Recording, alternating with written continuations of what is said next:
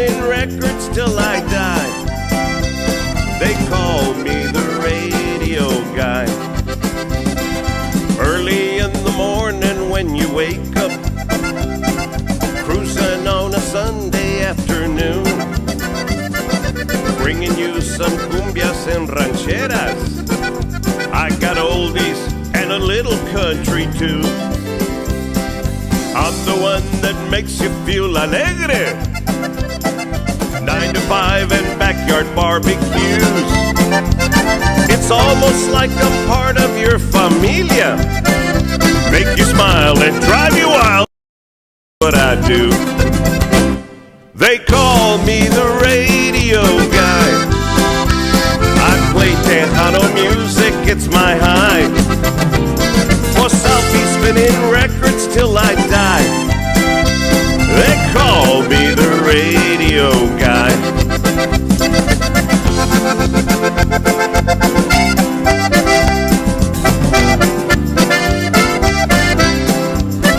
So there's Little Joe, Mas, and Pulido, Intocable, Emilio, J, and Ram. Don't forget about the Pote Posse. If you ask me, David Lee's the man. Just like me, it's all a part of Texas, coming through the airwaves loud and clear. Like the feel of my Harley on the highway. It's what I live for. It's why I'm here. They call me the radio guy.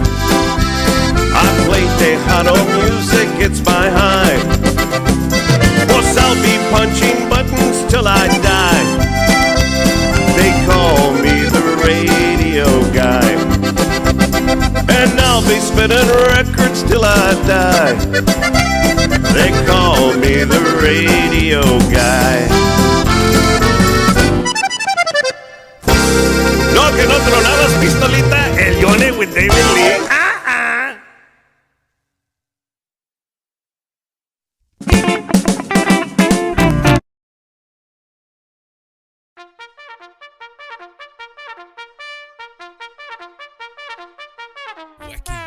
Wacky Wednesday. It's Wacky Wednesday con El Bumper. Unfiltered, the real deal. No pre-planning, no chingaderas. Straight up from the bill. Wacky Wednesday. B-Town's very own. It's Wacky Wednesday con El Bumper. Here's your host, Bumper Gomez. And the crowd goes wild. Yeah! Ladies and gentlemen, welcome to another episode of Bumper's Wacky Wednesday on this beautiful, beautiful Wednesday evening. Yeah. It's been a beautiful day. It has. I mean, you can't ask for better weather, Johnny. No, it was mostly Harley all day, dude.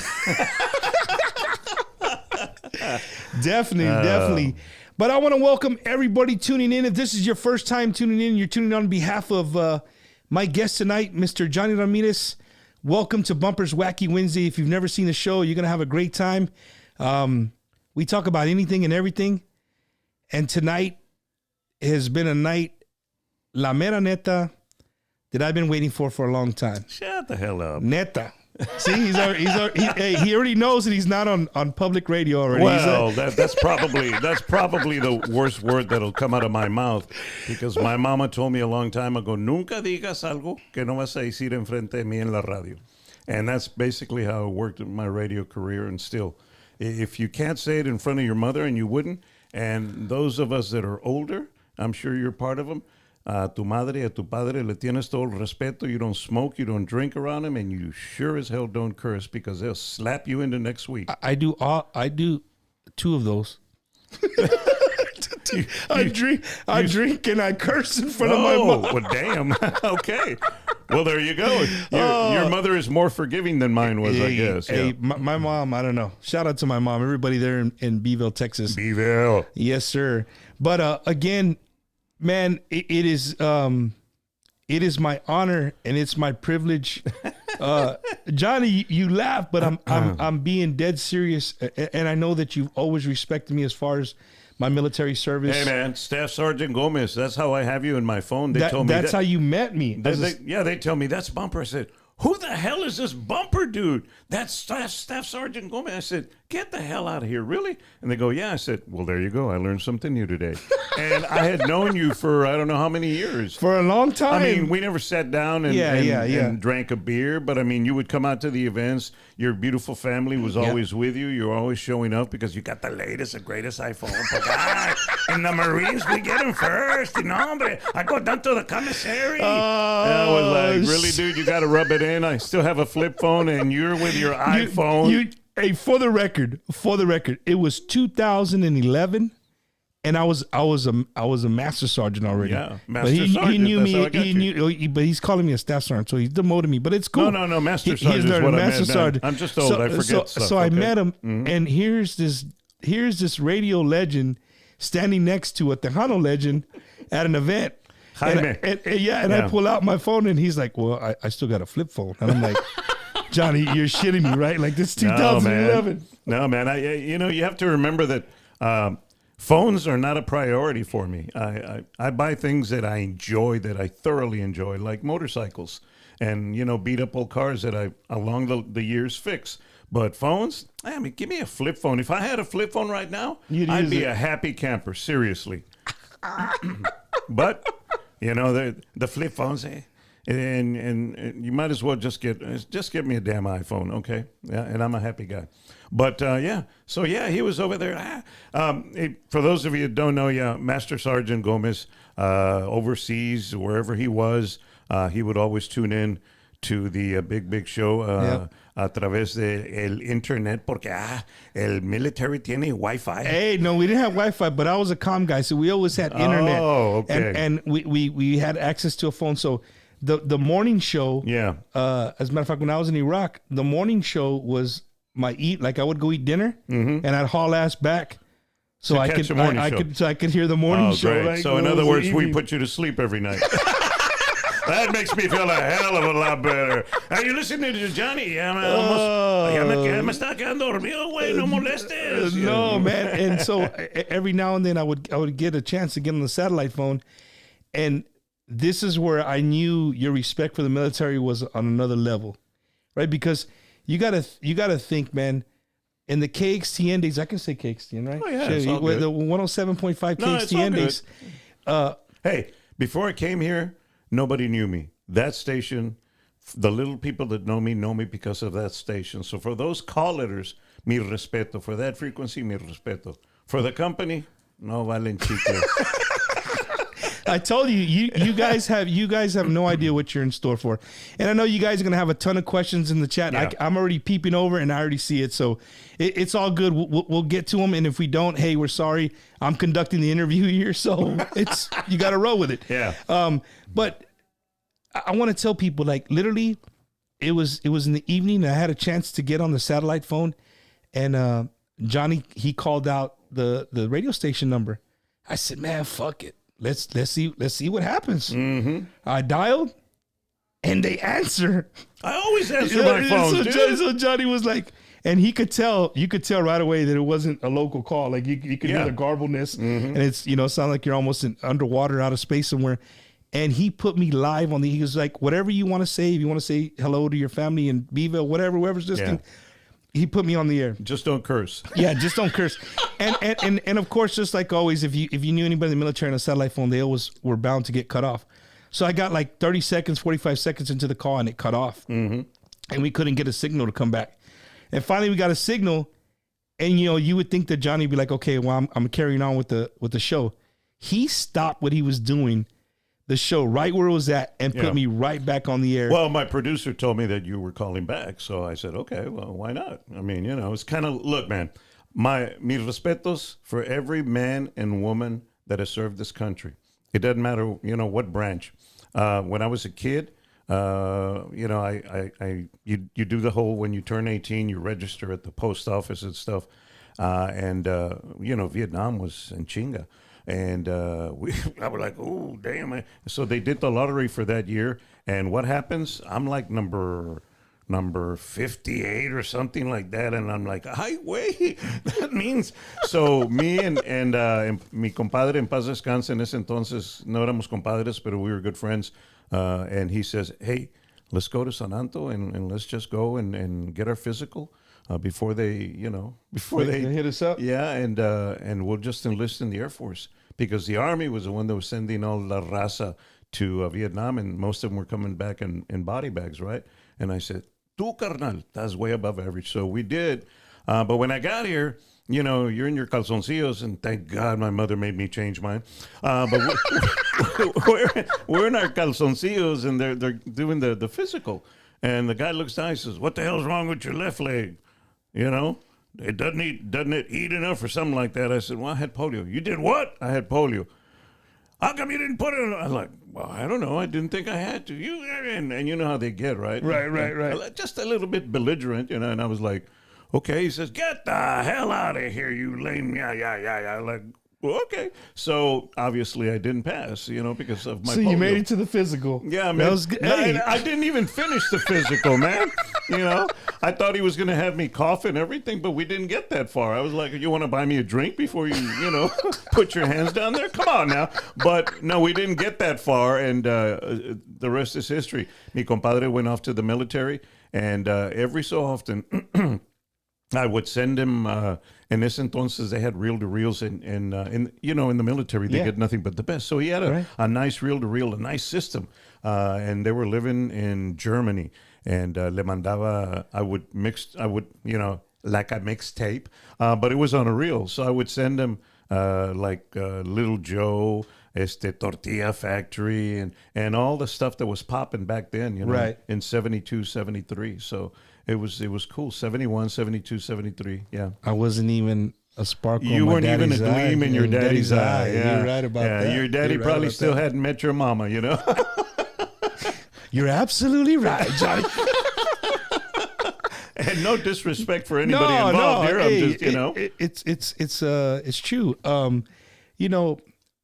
Johnny, again, I wanted to touch on that so people know the respect that I had for you in that sense. Well, thank you, man. I appreciate that. But as a Tejano fan, in another sense, what year did you start at KXTN? It was May the 12th of 1993. So my last 2 years, my last 2 years of freedom. Yeah. Right, like if I went to prison or something, or really like a year and a half. 107.5 was loud and clear in Beeville. Yes, back in the day. It used to, it was either, where I'm from, it was either KSAB 99.9 in Corpus, yeah, with Dan Peña, or it was Jonny Ramirez over here at 107. Your preference, but if you worked at the Ranchitos, pues, north of Beeville, going towards Kennedy, Carn City, all that area, all those oil field work, anybody worked out there, it was KXTN. Yeah. And I grew up listening to you, man. Like, I could clearly remember your voice. I clearly remember driving to school, hearing the morning show. And the little jingle that would catch all the little kids, Jonny Ramirez in the morning. Yeah, all of that. Yeah. And you had the morning crew. You switched those out a couple of times. Well, I didn't switch them out. Things happen, people change, and people want to do other things, or they want their own show, and I can relate that because the first go-kart Carlos wanted a career in music, so he chased that. The second go-kart Carlos, who I saw checked in, Mico Rodriguez. Yeah. He decided he wanted to be a big, chingon program director, so he left to the Valley. KIWW 96.1. Yeah, KI, love you. He went to program that radio station. So then I had to scramble and look for other people. There were certain people that were always constant. Mike Pacino was my news guy for a long time, and talk about a guy who he must have had, they say that the deeper your voice is, the bigger your huevos are. I don't know how true that is, but if he did, he probably needed a wheelbarrow to get him into the station, dude. Man. Oh, my goodness. This is Mike Pacino. And the walls would tremble, dude. I was like, damn, man. And next to him, and then I had, Bolio was part of the show también, and he's got pipes. So next to those two, I would like, whoop, that's all for today, boys and girls. Like Mickey Mouse, man. Like, gee, wow. But you know what? Everybody, I had the good fortune First and foremost, of being at the right place at the right time to get the morning gig. Second of all, I had the good fortune of I can work with anybody, and the people that I actually brought in, they were good people, man. They and so made my job a whole lot easier. I was just kind of like the circus dude that just, the ringleader, the circus ringleader that says, okay, now you're next. Órale, aviéntate. Tú eres el little trapeze. Órale, dale shine one time. So that was me. And yeah, every so often, we would do a bit that was funny that I had thought about, and we would, but I mean, for the most part, everybody knew their spot. And, people are always saying, you were such a jerk. You were so obnoxious on the radio. The secret to a good morning show, and not just mine, but any good morning show, when you have 3 or more people, the secret is the dick, that was me. The deer, that was either Naomi or Tina or whoever. Right. The dork, it was either, Go-Kart Carlos, Big Papa, other people. Right. So that's always been the secret. That's kind of like... I'm going to put it this way. You have the bully, the guy getting picked on, and then the person in the medium kind of like saying, hey, dude, calm down. But in more simpler terms, I mean, because... you don't want to be a bully and you don't want to pick on anybody nowadays because it's politically incorrect. You need to get your, professionalism in line here. But I mean, it's kind of like Three's Company, Right. The dude that would fix the apartments and collect the rent, he was the doofus, the dork, right? And then you had the deer, and that was the blonde, Suzanne Summers, Hey, Johnny, you're talking way over a lot of people's stuff at Three's Company, man. Okay, watch the old TV, okay? Three's Company, okay? It's a good show. Plus, Suzanne Summers and the brunette were hot, okay? Like Gilligan's Island. Gilligan's Island, hell yeah. Anyway, so that was it. That's what made the show a great success. And I think another thing is that, hey man, I'm real. I'm raza. I'm Tejano. I love the music. I grew up on it, man. If anybody says, would you rather go to, who do you think is the best country artist out there right now?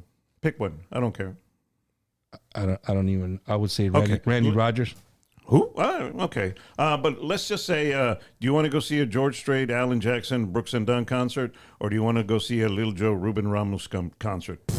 Hands down, tonto, Ruben Ramos and Little Joe. I'm in the same boat. Yeah, I'm in the same boat. So, and if you do not know, Jonny Ramirez is back in our area code. He is back in the 210. He is back on our airways. You can listen to him anywhere in the city of San Antonio on the new 95.7. That's it. And the call, you haven't said the call letters. Huh? Well, the call letters still belong to the old frequency. It was a Mexican regional frequency, La Ley. And so the call letters are KLEY. So there's no need to bring the call letters into play. What I really think aside is just Tejano 95.7. And it is what it is. And nowadays, it's not like the old days where you go, San Antonio's numero uno Tejano hit station, KXTN 107.5. You don't really have to do calls, positioner, statement anymore like you do, or statement, calls, and position. Or the statement is San Antonio's numero uno Tejano hit station. The call letters are KXTN, the frequency. You don't have to do that stuff anymore because of the way that they rate radio stations now. It's a different way. Back then, they'd give you a diary. They'd give it to you on, I think, a Thursday, and you'd have all the weekend, and Tuesday, Wednesday, you turn it in. They give you another one. And a lot of people would just, Johnny KXTN, and they, write a line down. All the way down. So they gave us a credit for everything. And nowadays, the way that they measure radio, and it's what they call a people PPM, a people person meter, or something like that, a personal people meter, some crap like that. It's PPM is the acronym, and it's like the old beepers. And guys put it on their belt, or ladies put it on their purse, and you get in your car and you turn on your car, and the station that you're listening to sends out a frequency, and the PPM picks it up. And as long as you're listening to a station, it's picking it up. You change a station, it's another frequency, and that picks it up. But who's the owner of that beeper? Well, the people that do the ratings, and I believe now it's all Nielsen. So they give it to, let's say, they come in here and say, how many in your family, Bumper? 9. Okay, so really? I got 8 kids. Damn, I thought you were in the military. I was. You Whoa. can't tell. 8 kids. Man, you must have had a lot of downtime, dude. Hijo su. Damn, Skippy. They're called deployment trophies. Now that's funny. That is funny.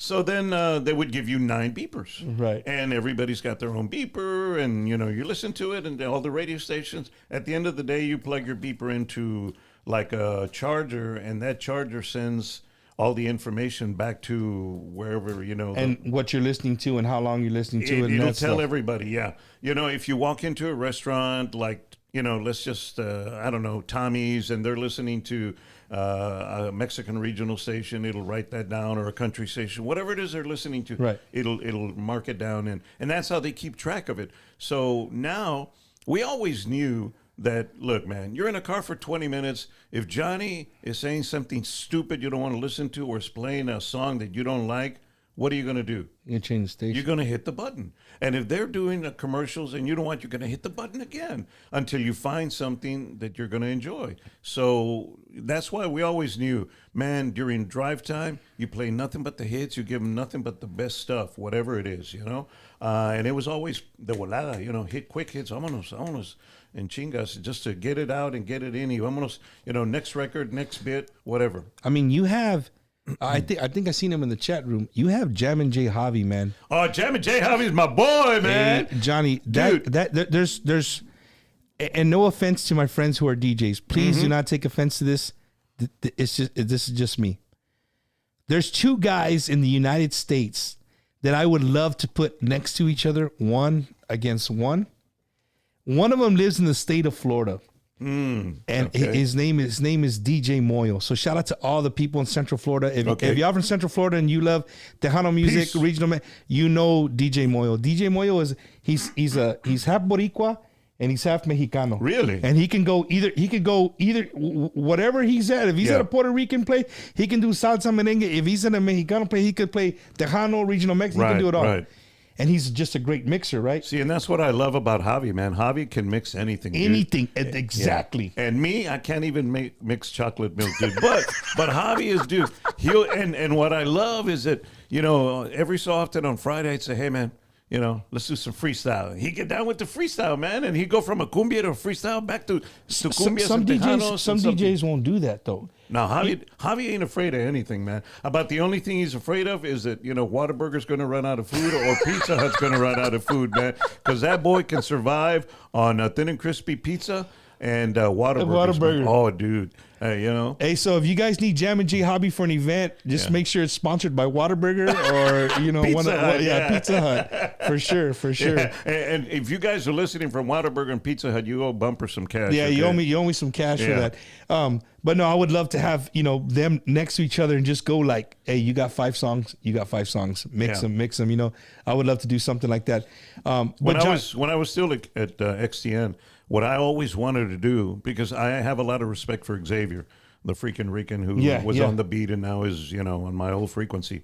But I always wanted to get Xavier and Javi and have it be like a cumbia versus hip hop, and see who, one for one. Well, a little set, yeah. And see who could get the place more bumping, the cumbia or the hip hop. Johnny, have you ever, speaking of like, next to each other, have you ever done a Tejano show, or can you remember the show from maybe in the 90s where they used to do, mano a mano, like you have a group here and a group here, and like, hey, you play a song and then they play a song? I was a fan. I went to see a show like that, but I've never actually been on stage, emceeing a show like that. But I did.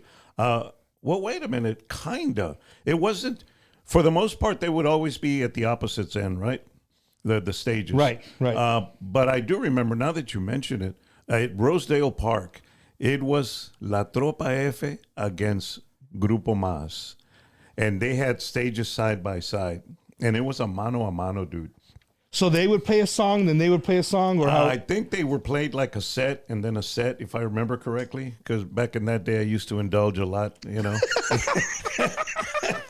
So, y nunca se me quitó, right. Perdón, nunca se me quitó lo pendejo, ¿verdad? According to my mama, en paz descanse. But anyway, but it was a great show, dude. And when I got up on stage, I was going, holy crap, there was a a sea of people. You know, because the little pavilion is over there. It's like the hill, right? Yeah, and we put the stages way back on the hill, and then. You know, Tropa F was already, you know how Tropa F used to deck themselves out in the military All garb and cammied stuff. out. Yeah. And I was like, okay. And then all of a sudden, you see the people dividing, you know. It's kind of like Moses is parting the sea. And it's two stretch limos, right? A black one and a white one. And most of the band members of Mas are on stage also. I like, ooh, this is interesting. So in one of them, was Joe Lopez, and the other one was Jimmy Gonzalez. I was like, whoa! I mean, if you think about it, it took some cojones to do that, man. Because I mean, Hey, while they were playing? no, I mean they were getting ready to start. No, but what I'm saying is they pulled up while Tropa F is still playing? No, they hadn't even started. Oh, but, okay, I got you. It was getting ready to start.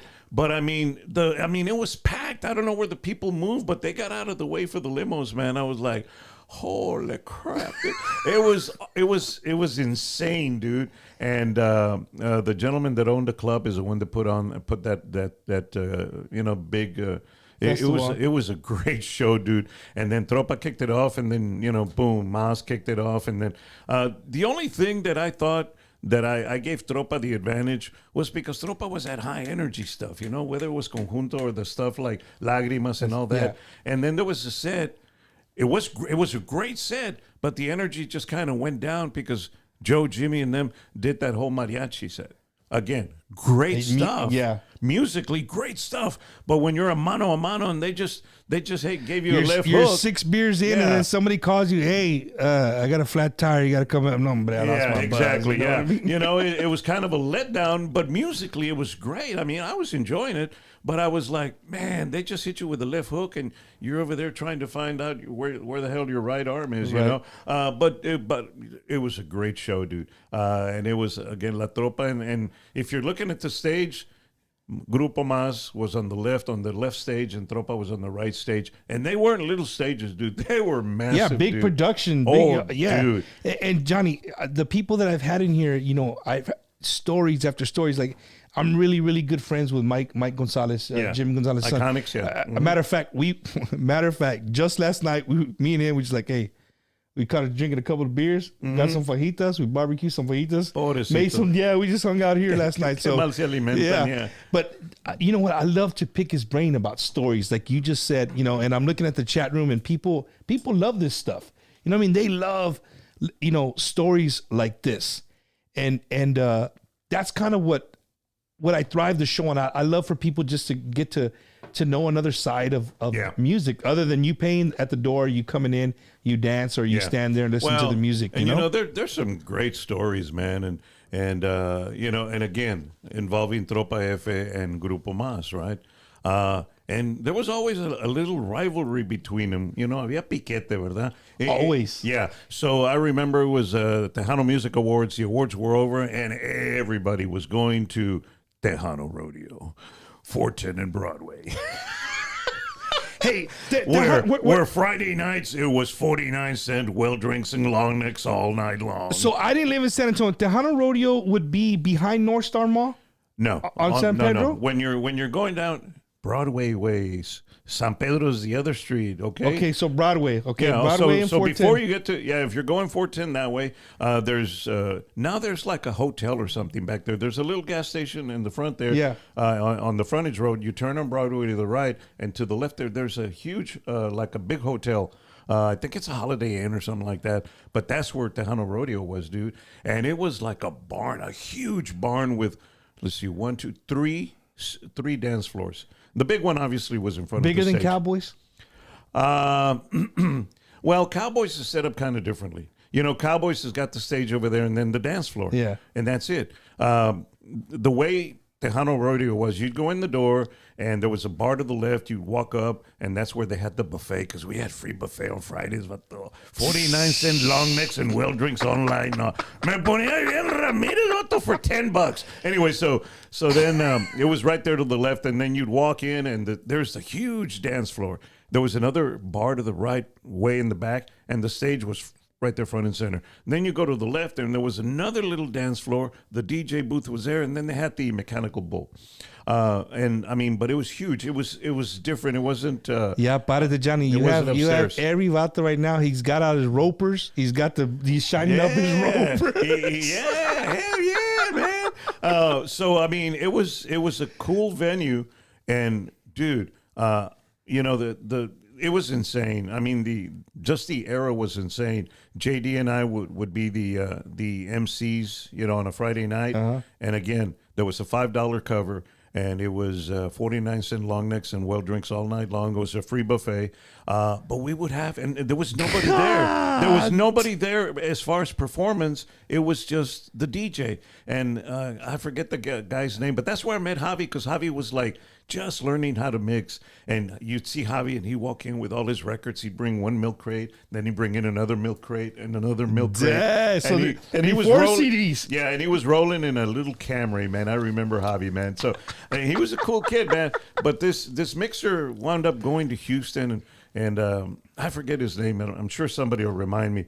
But that was it. It was the mixer and us, dude. And we do a live show from there, you know.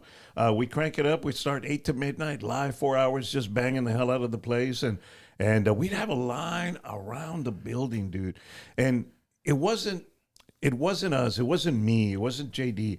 The music was hot. You know, the venue was great. It was new. It was shiny. It's kind of like that car you just bought. Está todo shiny. Ahorita andas bien enamorado con él. Ya.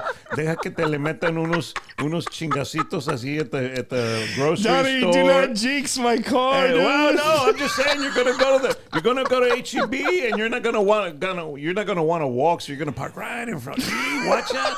I found a parking lot right here, and then before you know, you're gonna walk out and somebody dented it because No, that you car parked too I'm close. gonna park as far as you can away from everybody. Look man. at you, dude. You used to be a Marine. Now you're about as physically fit as I am. Shut the hell up. You're going to park right in front.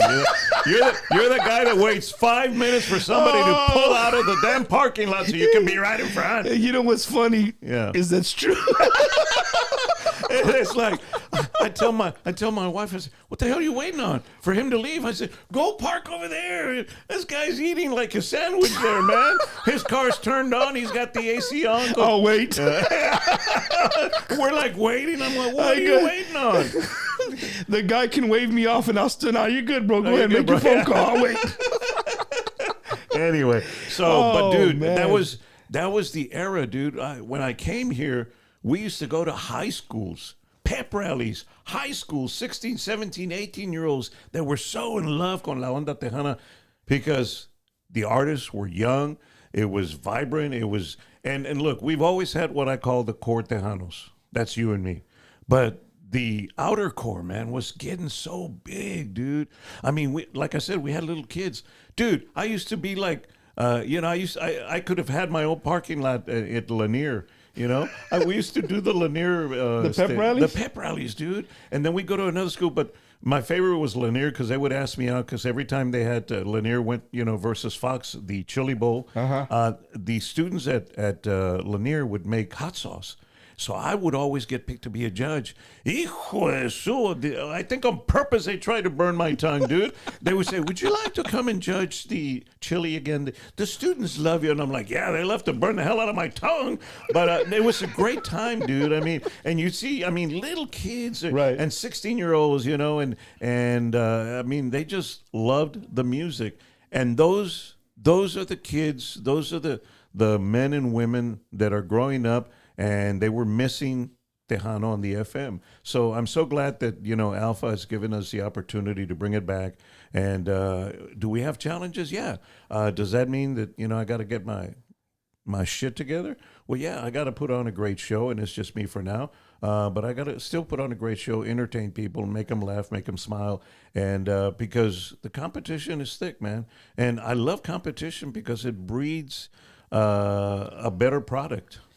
I'm glad you said that because, you know, in doing what I do, I always tell people when I talk to them, like, I stay mutual to everybody. Like I do this podcast, one, for the love of, you know, for the music. I'm a fan. Mm-hmm. I'm a fan of the music. I'm a fan of our culture. You know what I mean? I love our culture. Yeah. And that's what I try to push all the time is like, hey, don't let our culture die. And Right. and our music is a big part of who we Yeah, are. it's part of our cultura. There's I say this every week. There's nobody in the United States like us. We have our own food. We have our own music. We have our own ways that we do things. Even the way we dance. If you've never left Texas and you could dance a cumbia the way you dance a cumbia here in South Texas, go dance like that in California and see what happens to you. They're gonna look at you like you're crazy, right? Yeah. Because nobody dances in a circle. No. Nobody goes in a circle. We that's something, if you've never left here, you wouldn't know that. No, I've seen some people that are jumping. I don't know if they're trying to stamp, apachurrar las hormigas or something. I'm like, yeah, that's not dancing. And when you whatever you call when you flip your lady, la vueltita, la vueltita. I mean, that is so cool. I've got 2 left feet. I have never danced in my life unless ando bien Ramirez. I me pongo a bailar, pero I don't dance for crap, dude. So It's the Chuck Taylors. well, you think? Well, let's see. Do I want to put on new shoes and dance or keep my chucks? Yeah, I'm going to keep my chucks. If somebody tells me, hey, I think that's Jonny Ramirez, you know what I do? The first thing, I don't even look up, I look down. So if you guys know Johnny, you know that he's not seen. I mean, the dude could be wearing a suit. He's going to have Chuck Taylors on. Hey, it happened at the White House, man. You see, that's what I mean. So that's why somebody say, I think that's Johnny. I look down. Yeah, it's him. He's got Chuck Taylors on. Yeah, I kid you not. A while back, I was headed to the shop and I was on my bike. Wasn't this one? It was another one. And all of a sudden, the guy in the van, me pita, right? I turn around. It's David Farias. Hey! He rolls his window down. ¿Qué pasó, Johnny? I said, hey, Dave, what are you doing? Voy a jalar, vato. Dice, no te conocía, pero vi los chucks. And then the other day on this bike that I've got, and it is kind of obnoxiously loud, because I'm sure you heard it down the road, right? So let me tell you, I was sitting here in the studio waiting patiently for my guest to arrive. And you called. And I called. And I'm like, he must not know I'm on the bike because I don't answer my phone when I'm on the bike. Yeah. You're right. You were on the bike, and then my wife texted me. She's like, "Hey, I think Johnny's here." I said, "Oh, you wouldn't know it. God dang, you can hear that thing coming from a block away." Let me tell you guys, Johnny's bike. I'm not a fan of motorcycles. Like I wouldn't know. I know what the handlebars are, 2 tires. That's about it, right? But his bike is beautiful, man. His bike is beautiful. Well, thank you, man. And if you're in the market for you're looking to buy a motorcycle. Hey, I'm 15 minutes west of 1604 on I-10, Javelina Harley Davidson. That's where I'll be. And I love motorcycles, man. So when I got the big axe at Univision, the the guy that is the manager at Javelina is El Bayuco. If you cut him, he bleeds yellow, pura máquina Maria, And so he called me, and for those of us in the valley, we use a certain word. It's como con amor, verdad? And he calls me, goes, hey, what's up, puto? And I'm going, hey, what's up, John? He says, so what are you going to do now? I said, I'm going to drink tequila because, I'd been there 23, almost 24 years, whatever. And it was kind of I've been through divorces. The divorces were okay. This was kind of traumatic, believe it or not, man, because it wasn't for lack of performance because we were performing. It wasn't for lack of, not bringing in revenue because we were. It was just what it was. It was fucking personal. It could have been personal, but it's also corporate. In corporate America, when the bean counters start taking over the business, they start counting the beans real close. And I'm not going to lie, I was making, I was making some good change, some good coin. And they had to, that year, I heard, they had to get rid of like $3 million because they wanted to go public. And in order to go public, you have to look like you're making some good revenue, So your bottom line has to look really, really good. So your top line looks really good. So they wanted to cut $3 million out of the budget. I didn't make all $3 million. I didn't make just it was a small, but they got rid of they got rid of me, Xavier, Biggie Paul, a couple of part-timers, and then they got rid of like 6 corporate guys, that were making the real money. So they got rid of a bunch of people, and, it is what it is. And yeah, it was like, okay. Johnny, I still remember your Twitter post, and it was your Chuck Taylor's cross like that. You see, I just want you to show you how much of a fan I remember that. And I remember reading what you wrote, something like, everything has an ending, or, Everything has a beginning, everything has an end. As an end. Yeah, so in the words of one of my, I'm not a Dallas Cowboy fan. I'm a fan of certain Dallas Cowboys, like Troy Aikman. I think he's the bomb. Emmitt Smith, talk about, one of the best backs that they ever had. But I was, back in the day, this guy used to do Monday Night Football. And he was a Dallas native. And the thing that I thought was great about him, he went to high school, to college, and pro, and he never left Dallas. Troy Aikman? No.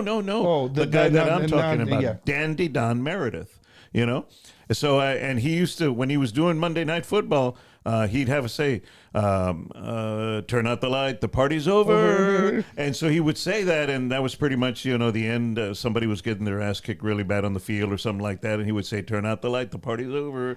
So I said, in the words of Dandy Don Meredith, turn out the light, the party's over. And it was over, man. It was a good run. It was a great run, dude. Nothing but respeto para, general managers that I work with, Dan Wilson, Warren Tishner, the people that the management like J.D. Bolio Gonzalez, who I'm back working with again. And shout out to J.D. Bolio. Yeah, and I mean, a lot of great people that I met and worked there with, and, a lot of great people that I got messed up with. Man. But I mean, Johnny, you got to see, the crazy thing is about it, and what I really want to stress to the people watching the show, right? You got to see Tejano music at its peak. Yeah. And you got to see it come down a little bit. Well, and I want to talk a little bit about, because I know people in the chat are just they're itching, you know what I mean? And for instance, and I remember I walked outside to get some sunlight, because where I work there's no damn sunlight. So I walked outside to get some sunlight. And I went in my car and I turned it on, and somebody said, hey, you might want to go to this radio station.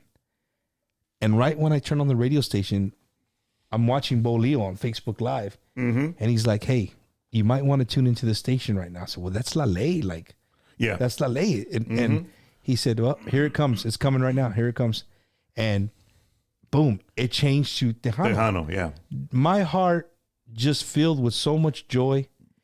And I have great friends, the Lopez Familia, K Alamo. I love them. I love that radio station. Yeah.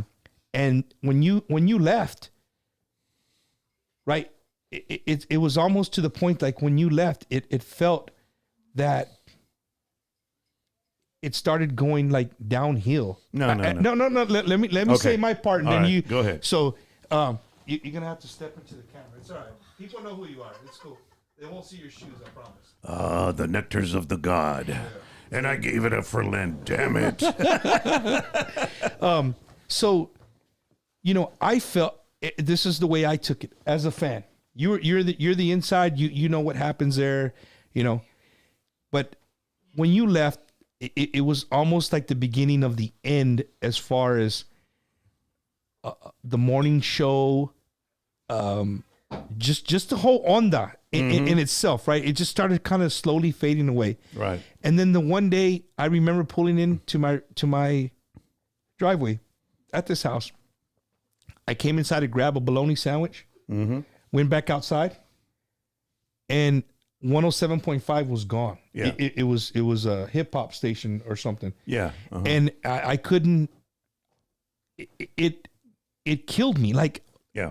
How are we the capital of Tejano music? We are like, when people think of Tejano music, they think of San Antonio, Texas, like, right. Period, point blank. But how in the hell are we going to be the capital of Tejano music, and we don't even have a radio station that truck drivers can come into and listen to, or people driving, they know, like, hey, once I get into the area of San Antonio, boom, there's going to be some badass Tejano music. Right. That was gone. So K Alamo came and they filled that void for us, and they know it, and I haven't been shy about saying that frequency, it sucks. Well, here's and no disrespect to anybody, it's a great frequency if you live south of San Antonio. It is 100,000 watt station, but it's just playing to a bunch of cows over there. Because, I mean, the signal is just not aimed towards San Antonio. Yeah. Mm-hmm. And, I mean, it's regulations, FCC regulations, stuff like that. I mean, we don't have enough time to get in all of that. They do have a 100,000 watt station. They do. Yeah, they do. It's just not pointed in the right direction for La Raza de San Antonio. When I came to San Antonio, the best two frequencies here were 107.5 and 104.5, KZEP and KXTN. Both are gone from that frequency now. Okay, I don't know what that tells you, and I just thought about that, and I was like, oh, damn it, they're doing Latino mix or something on 104.5, and they're doing vibe on 107.5. But those were the best frequencies. You could ride them to San Marcos, past San Marcos, or you could ride them down south almost to Three Rivers and stuff like that. Those strong signals, man. Those were the best signals. So when I was working in Austin at a country station, because I did myself some country music, because it would pay the bills. I even worked at a place where my name was, what the hell was my name? It was... you had a different name than Jonny Ramirez? Oh, yeah. I forget John what it was. Ram on your 102.7 country. No, I think it was John Smith. Yeah, because the program director... Oh, Mom, is Johnny, are you serious? Neta. El vato era the East, somewhere in the East. He says, so what do you want to call yourself? I'm going, John Ramirez. That's what I've always called myself. What if we change it to John Smith? It just rolls off the tongue. And I'm going... thinking to myself, Baboso, it doesn't have any R's. How's it going to roll anywhere? Ramirez rolls because it's got R's, Bumper rolls because it's got R's. Anyway, so I said, you know what, dude? I don't give a crap. I need a job just so long as my name is spelled correctly and my check, I'm good. And it worked. But I loved working at the radio station because my kids were in the Valley and I was up here in Austin. It wasn't even Austin. It was... Buda or what? No, south of Austin. Anyway, it'll come to me here in a minute. But it had a 1-800 line. So mis chavalitos would call me on the 1-800 line. Free. No long distance. Free. It wasn't free. The station was paying for it because, my daughter was like, are you sure I can call you that? I said, hell yeah. I said, 1-800 number, girl. I got you. But it was good, man. So anyway, so I came to work in San Antonio. And when I came here, I came to apply a couple of stations. Me agüitaba, and I go back. And then all of a sudden I got a call. And KXTN was looking for somebody, but there was this whole legality. Somebody was taking over the station, and there was somebody else coming in. And the company that I started working with, Tishner Media, was trying to get into San Antonio, but they were looking at another station, 92.9, and they were going to make that Tejano. When I heard that, I'm going, oh, I want to work for Tishner because they're from the Valley and they're good peeps. Right. So anyway, things wound up. They bought KXTN. They bought, 92.9. Which back then was like Star 92 or something. So they bought both of them, and the rest is history. Yeah, man, we had a good time. So where I was going at, Johnny, with 107.5 FM left, right? Mm-hmm. The show was still moved to AM. Mm-hmm. I don't know. Maybe I'm one of the few people. I'm not going to listen to AM. Just AM. That AM frequency in particular sucks. It just sucks. I mean, the old AM, in the old days, you would have let's just say 10,000 watts at night, 50,000 watts during the day. You have to power up, you have to power down. Es un pedo de la chingada, But nobody listens to AM if you want. I mean, come on. Sports radio. If you're like a sports guy and it's on there, then I'll listen to it. I'm driving. I want to hear the game or whatever. Yeah. I'll switch to AM. But, I mean, but ladies, not for my music. No, I'm ladies, not gonna. If Ram the man gets you there, if Ram gets you moist, you don't want to hear that on the AM. You want to hear it on the FM where it's in full frequency. It's kind of because. And I would do this bit every so often on the radio station. I said, okay, ladies, give me your favorite panty dropper song, you know? Right. Because every lady's got one that'll just make them whatever. And Yeah. you're going, yeah, I want to know what that song is. Because I want to play it.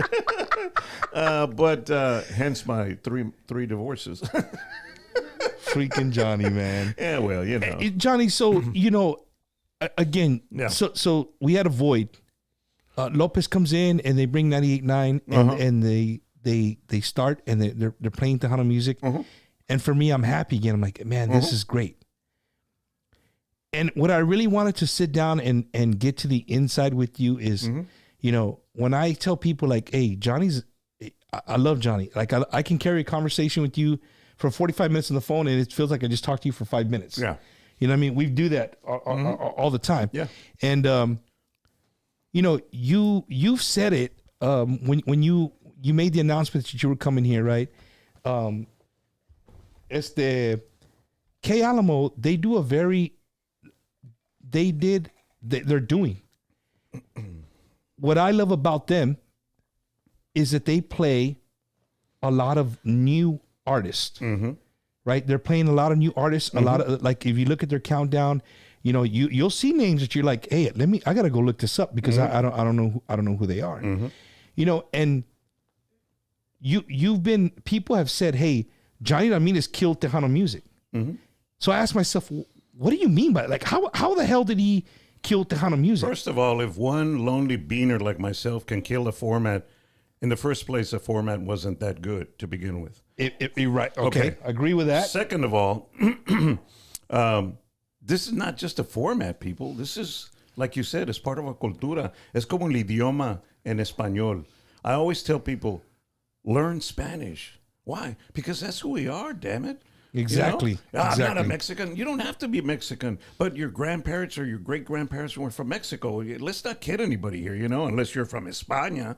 But I mean, everybody, it doesn't matter how many generations down, somehow, somewhere down the line, your parents were, or grandparents or whoever were from Mexico. Yep. You know, so I don't get that whole hatred of, you know, and I hate the word mojados, dude. I hate it. It's like the African Americans hate the word N-word. Yeah. I hate the word mojado. For me, it's so demeaning. It's like those people came here like my parents did, you know, and somebody else's parents. To make it better. Yeah. You know, and do they deserve, you know, all the crap that they get from politicians and actually it's all just politics. Nobody really gives a crap if they come or not.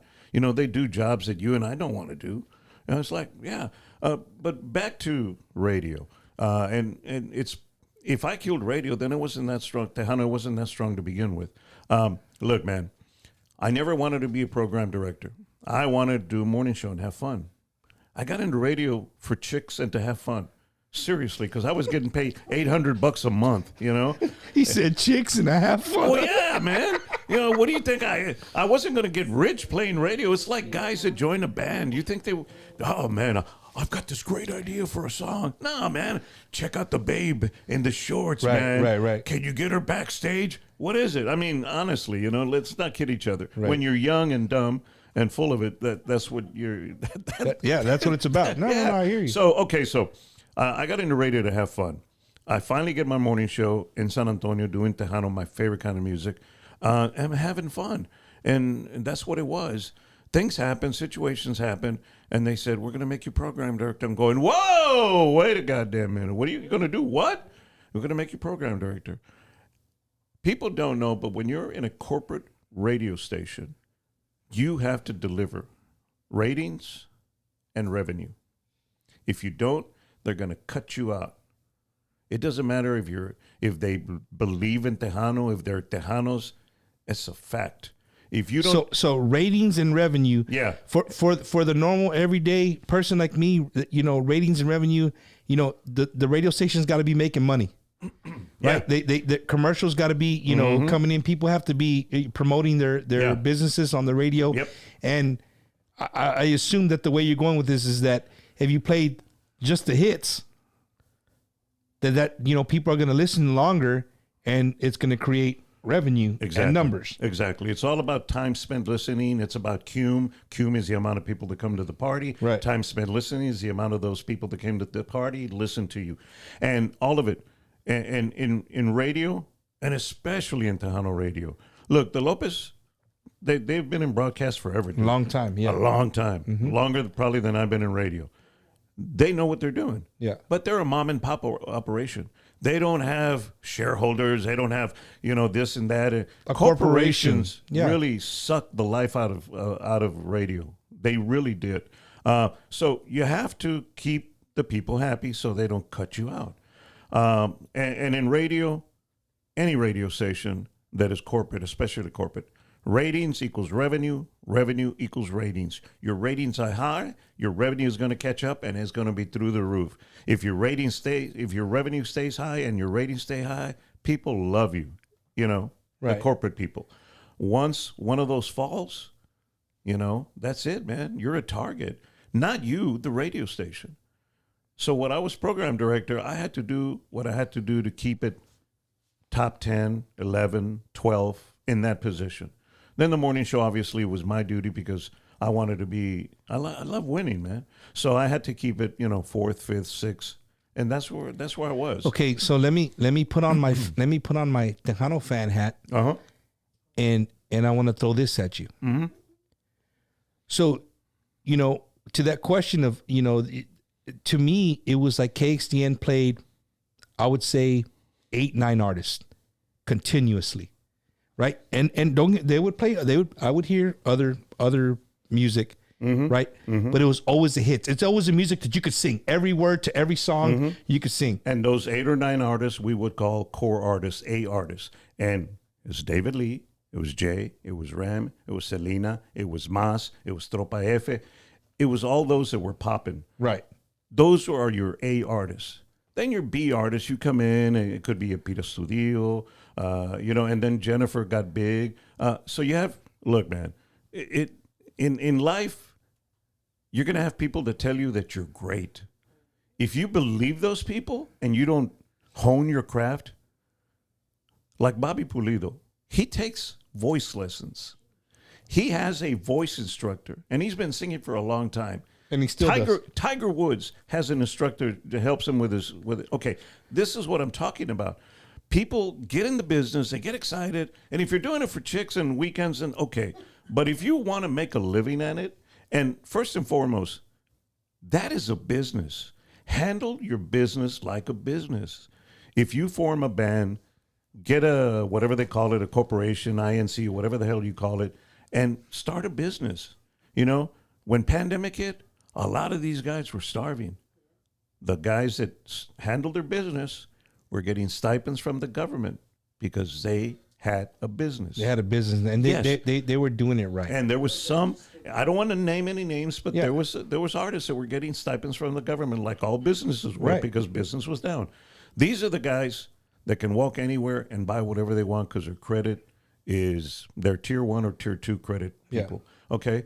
Then there's all the other guys that they just did what I did. They came for the party, dude. Yeah. And if you come for the party, and I think that's always been a big part of nuestra música, nuestro género, is that, man, nos encanta el pedo, nos encanta la peda. And no disrespect to the ladies, pero en mi barrio decían, nos encantan las viejas, Yeah. I mean, it's all about just having a good time, and there's nothing wrong with that. But at a certain point in your life, you're going to have to say, you know what? I want to handle this as a business.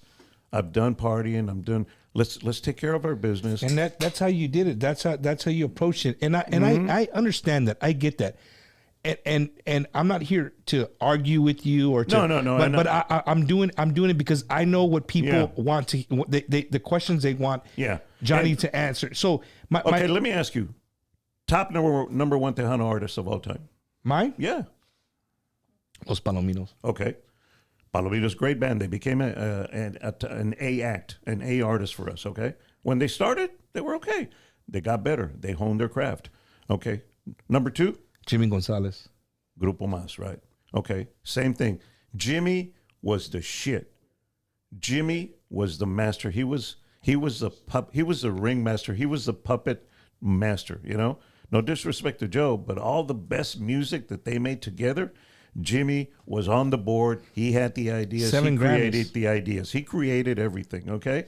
And again, no disrespect to Joe Lopez. He's got a great voice, and he's doing well. But, I mean, there's always, like with JD and myself, you know? You walked into JD's office, everything is nice and neat. You know where everything is.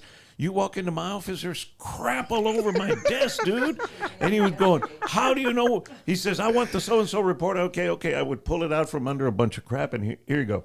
How do you know where everything is? I said, dude, I'm not like you, man. He goes, okay, but I like the fact that you're the creative one. There's always a creative one that you walk into their house and it's trashed up. And then the guy, you know, and we always make fun of we're the odd couple, you know. He's, you know, the clean one, the clean freak, and I'm just, you know, Oscar. I think it's Oscar, right? And he's just, I'm just a slob, you know. And not about certain things, but about. Look, this is me, man. My T-shirt and jeans, you know. That's it. And my Chucks. But so there's a lot of bands that take care of business, and you know, if somebody says, "Man, you got a great voice," okay, say thank you, walk away, but continue working on your craft, continue honing your craft, be good at what you do. I got tired of seeing so many CDs where they would just, with a Sharpie, say the name of the song and the name of the band, and that would land on my desk. I'm going, wow, you know? And then you go to other formats, and they got art and graphics and everything, and it's just a single, you know? And I'm going, okay, what is wrong with this picture, you know? And this could be a great song, but how many people are going to take the time to listen to it? How much work did you put behind putting that out? Did you put 100% effort into making like a Let Johnny like, oh my God, look at this picture or whatever. Yeah. So the other side of that is I doing what I'm doing now. I made so many friends in the industry and so many friends that they're new artists. And for a while there, even K Alamo with them playing new music all the time, right? There was still music that wouldn't get played, and so me doing the show, people would be like, "Hey, Mom, check this out. What do you think? What do you think?" Right. So I started bullshitting around, and I started playing around on a Friday night. Right. Bored. I started Frito Pie Friday. Okay. So Frito Pie Friday, I get artists send me music. And we play it and we talk about it. Like you go in the chat room, the others are like, hey, that was all right. Yeah, that was cool. Hey, dude, that was fucking sweet. Yeah. Like I love the hook. I love, you know what I mean? So it opened my eyes to how much music is really out there.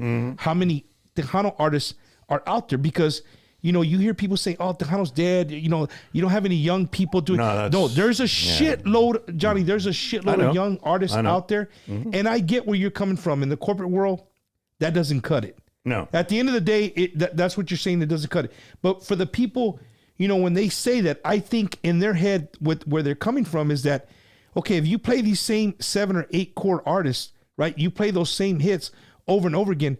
How in the freak does our industry You can grow? use the F word. Yeah. Well, okay. How in the fuck does our industry grow?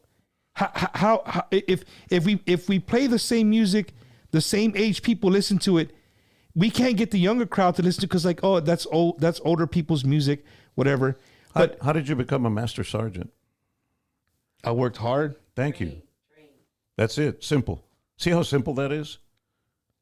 Do you think David Lee got every song played when he started out? Do you think they ran? That's what I'm talking about. I get it. I get it. But do you know these guys grab their instruments and rehearse like an hour a day? I'm like, why? You're a David profession, Lee. yeah. But I mean, you know, the David Lees, the Joe Posadas pick up their instrument every day and they practice.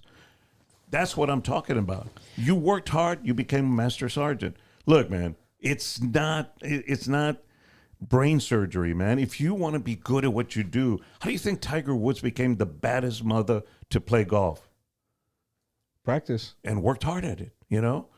All these people that are good at their craft, they just weren't gifted. Yeah, they were a certain kind of gift that they got, but they worked their ass off. They practiced and practiced until they got better, you know? So, Serena Williams, how do you think she became Serena, the baddest, you know? I'm with you. I get it. So, well, okay, it's not any different. When you're a musician, if you bring me something, there's an artist that brought me a song that turned out to be Song of the Year. He brought it to me, like I said, with the Sharpie. I respect the guy, so I sat down and listened to it. And I heard it. I turned around, I pulled the CD out, I said, wait there, Raulito, are you happy with it? Well, I could have done this, I could have done that, but, you know, I need to play something, so I get a gig. I said, bring it back to me when you're happy with it. He brought it to me 2 weeks, 3 weeks later, and it became Song of the Year that year. Does everybody work that hard at their craft? The answer is no. But they can if they wake up and they stop listening to the people that are around them that, you know, are their friends or whatever. Look, you know, listen. I mean, every artist that's out there knows what a good sounds like, knows what a good vocalist sounds like, knows what a good production sounds like. Every artist, if they didn't, they wouldn't be in the business. You know, every músico out there respects another músico that plays the same instrument, you know, whether it's bajo, drums, guitar. I mean, if you respect them because they're a badass. Don't you want to be as bad as they? No, I'm with you. Okay. I completely agree with your train of thought and the position that you hold. Okay. Professionally, I get it. Okay. But I'm taking myself out of that, and I'm just gonna say, just because she's in my head, Sonia de la Paz. I'm putting on her shoes. Mm-hmm. New female artist. Mm-hmm. She has a cumbia that is phenomenal. Mm-hmm. It is. It's really good.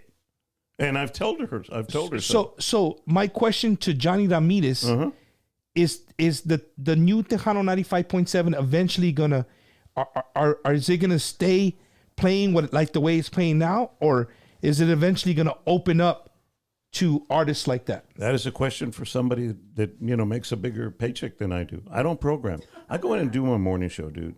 I love doing that. Okay. In the end, short answer, yes. When? I don't know. I don't know because I'm not part of that conversation. You're not part of No. that. So I am a contract worker. I kid you not. I am a contract worker. I have a card to get in the radio station, so nobody has to get up early to let me in. I get in, I do my show, I leave. That's it. So for the people watching that love to throw Johnny's name under the bus, you just heard it, right? Like, I know a lot of you are waiting for that one question. You heard it right now for yourself. Like, his hands are tied when it comes to that. No, they're not tied. Well, no, I mean, not tied. Yeah. But Mis manos no entran a esa masa. So, you know, my hands are clear of that. You know, cuando haces tortillas, you know, sometimes the kids help you and there's a lot of manos en la masa. Yeah. My hands aren't in that flour, dude. So, I mean, look, somebody else is baking the tortillas. I'm just serving them up hot, you know. And look, another thing about radio you have to understand. A new station comes in, their playlist is going to be tight, and it's going to be the hits because they got to get people excited. Yeah. And right now, the thing that's missing was an FM signal. So you give the people the music that they loved when the frequency went off, when they were, you know, getting their first whatever in the car in the backseat, whatever, dude.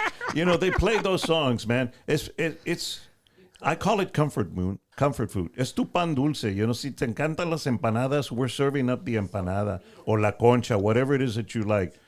It's not brain surgery again. It's radio. You have to bring a lot of people to the party. Once they're at the party, then you can open up the floodgates of whatever it is that they're going to do. I have no idea what they're going to do. Okay? Speaking of parties, Yeah. right? Totally, because it's Bumpers Wacky Wednesday. Speaking of parties, Yeah. if you guys are blind and you don't know what tonight is the start of, one, I have the legendary Jonny Ramirez here in my studio, which I am just ecstatic about. But this is a start of, for me, the biggest weekend in Tejano Conjunto music in the world. People come from all over the world to come hang out here in San Antonio, and the festivities are huge. It's not just Market Square anymore. No. It's spread through the whole city. Yeah. Which for me, it feels great because it lets me know that Tejano music is still buzzing. Yeah. You know what I mean? And I tell people, for instance, in your case, 95.7 was a regional Mexican station. Yes, sir. For a company to come in and say, hey, regional Mexican, you're out. Tejano, you're in. And again, I go back to revenue and ratings. If they're not bringing in either one, the company has to look for something that makes both. Okay? So they obviously did their homework. They did a market study, and they found that people were missing Tejano. So they went Tejano. Now it's our job as consumers of this product to support it. And not only the station, but the advertisers. If we're having a concert, go to the concert. And most importantly, the músicos. Folks, I love giving away free tickets. You know? That's the best. Yeah, but every so often pay. Because guess what? The artist has a cut at the door. And that's the money that they make. That's the money that buys the food for the next week. A lot of these artists, you know, they rely on that. That's why they want their music played on the radio first and foremost, so they can set up gigs for Friday, Saturday, Sunday maybe, and Sunday una tardeada or whatever. Yeah. That's how they eat. You know, este vato, no seas gacho, let me in. It's like, dude, it's $5 or $10, you know? But Johnny, you know what's crazy, man, is that I remember being a teenager and saving my money, saving $15. It was fucking pre-sale, $15 in 1991, 1992, it was $15 pre-sale in Beeville, Texas. Yeah. So I can imagine what it was here in San Antonio. Yeah. Right? $15. Here we are 27, 28 years later, and it's still 10 or $15. Yeah. Like, you know, but yet, we go to the AT&T Center and we'll pay $100. No problem. We'll pay $100 to go see Maluma. Look, here, you know what I mean? Here's the reality of the situation. Huracanes will come to Cowboys. $100 a couple. Do you think any couple Tejano would pay $100 to see the reunion show from David Lee, which I think is the greatest show ever? You know, Right. Obviously Emilio's not around in paz descanse, but when they had it in Houston, that was the shit. Look, man, La Raza Mexicana, when you don't have something, you appreciate it. These bands aren't here all the time. So when these guys come in, yeah, they'll pay the big bucks. Orale. And they'll pay $20 for a beer. But we'll bitch about $4 a gallon of gas.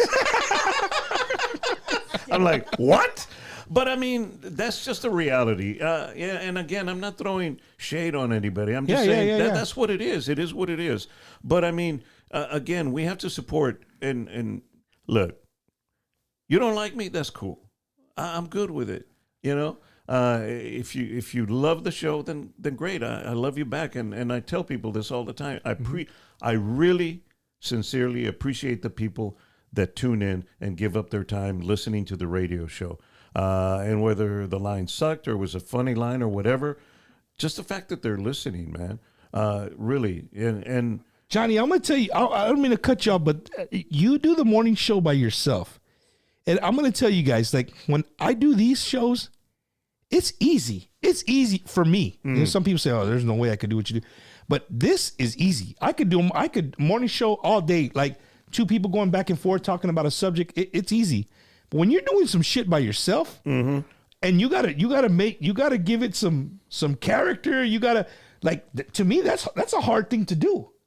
Like when I do a Friday show, it's like, okay, there's nobody to talk to kill time. Like, hey guys, I'm gonna play this song. Like, you know what I mean? It's kind of dry, but you find a way for people to tune in, and la mera neta, Johnny, I'm so happy, dude, that I get to hear your voice on my way to work in the morning. Thank you, man. It really, and I know I'm not the only one. I know I'm not the only. There's plenty of people in San Antonio that they hear your voice. It's almost like it's almost soothing in a sense of like, okay, man, San Antonio, we're back to normal, man. We got a booming Tejano station on 95.7. Jonny Ramirez's voice is in the morning. I can go to work and I can be a gusto. Man, yeah, I could be good. I can't afford to be on the show, man. I'm up to like $100 with all this stuff. This praise you're paying me. I'm like, so that's 140 now. Hey, speaking of paying some bills, I gotta pay some bills. Okay. There's a brand new sponsor to my show. He was here last week. He's actually the saxophone player for La 45. But as Johnny was saying, hey, these guys work. They got to pay the bills, right? So my buddy Ricky Ray, he's a realtor, man, if you're in the market to buying a house, Is that the guy with the hair? yes, with the Okay, long hair, yeah. great vibra. That's what he owes. The dude just has a great vibe. Hit up my boy Ricky Ray, man. 956-424-5724. If you're in the market to buy, you want to buy a multi homes where like you can buy like apartments. Yeah. He does it all. Any kind of realty you're looking for, he can take care of you. So hit up my boy Ricky Ray, man. Single family, multifamily. Multifamilies, all that stuff. Fourplexes, stuff. And when you talk to this dude, I promise you, man, you're gonna fall in love with this guy. By the way, And I don't mean it in a gay way, but just the dude's vibe is so awesome. Like he's so awesome. Hope he's saving his money for a back. Man, the way he jumps around on stage, he's going to have a bad back when he's my age, man. Shout out to Ricky Ray. Shout out to La 45. You guys, dude, La 45, they're bad, dude. You know, they are, oh my God. Johnny, we had him in here, as you know, we had him here last week, and I had him inside. Well, they couldn't fit in here. And if you guys missed the show, you can watch it on YouTube, on Bumper Gomez's YouTube channel. Or you can go back on the Bumper Wacky Wednesday and look up an older video. But to have a 9-piece band in here, with the old horns and the old classic sound of Tejano music, man, was just amazing. And the 16-year-old drummer. And and so, you know, what was cool was that, you know, I afterwards, I don't ever really watch the shows afterwards. Sometimes I do. That one I was watching because I want to hear the music, how it sounded. Shout out to G-Man and Rogelio for coming and setting up that sound for me and doing an awesome production. But if you were here in my house to hear how that sounded, man, literally makes your hairs on your back stand up to hear those guys hit those horns, man. Wow. And just give you the nostalgia of like old school Little Joe, old school. And they're all young. Yeah. And it really made my heart smile, man, to know that these young kids are still carrying the Onda Tejano with them. You know but what I was saying, wow, to the fact that you have hair on your back. I'm going to get you a manscaper, dude. Somebody shave this man's back. But shit. Back to your point. It is a top-notch band. I thoroughly enjoy watching them. I saw you at the show, you know. It was a great show, dude. The only thing was that, and no disrespect, but I mean, David Mares, I mean, they did, you know, the stuff, you know, that he was doing when he was with the Jesters, and that was awesome. But I wish he would have done, you know, my favorite David Mares song is Tu Perfume. And he didn't do that. He didn't do that song. Yeah. No, but I was like, oh, come on, dude.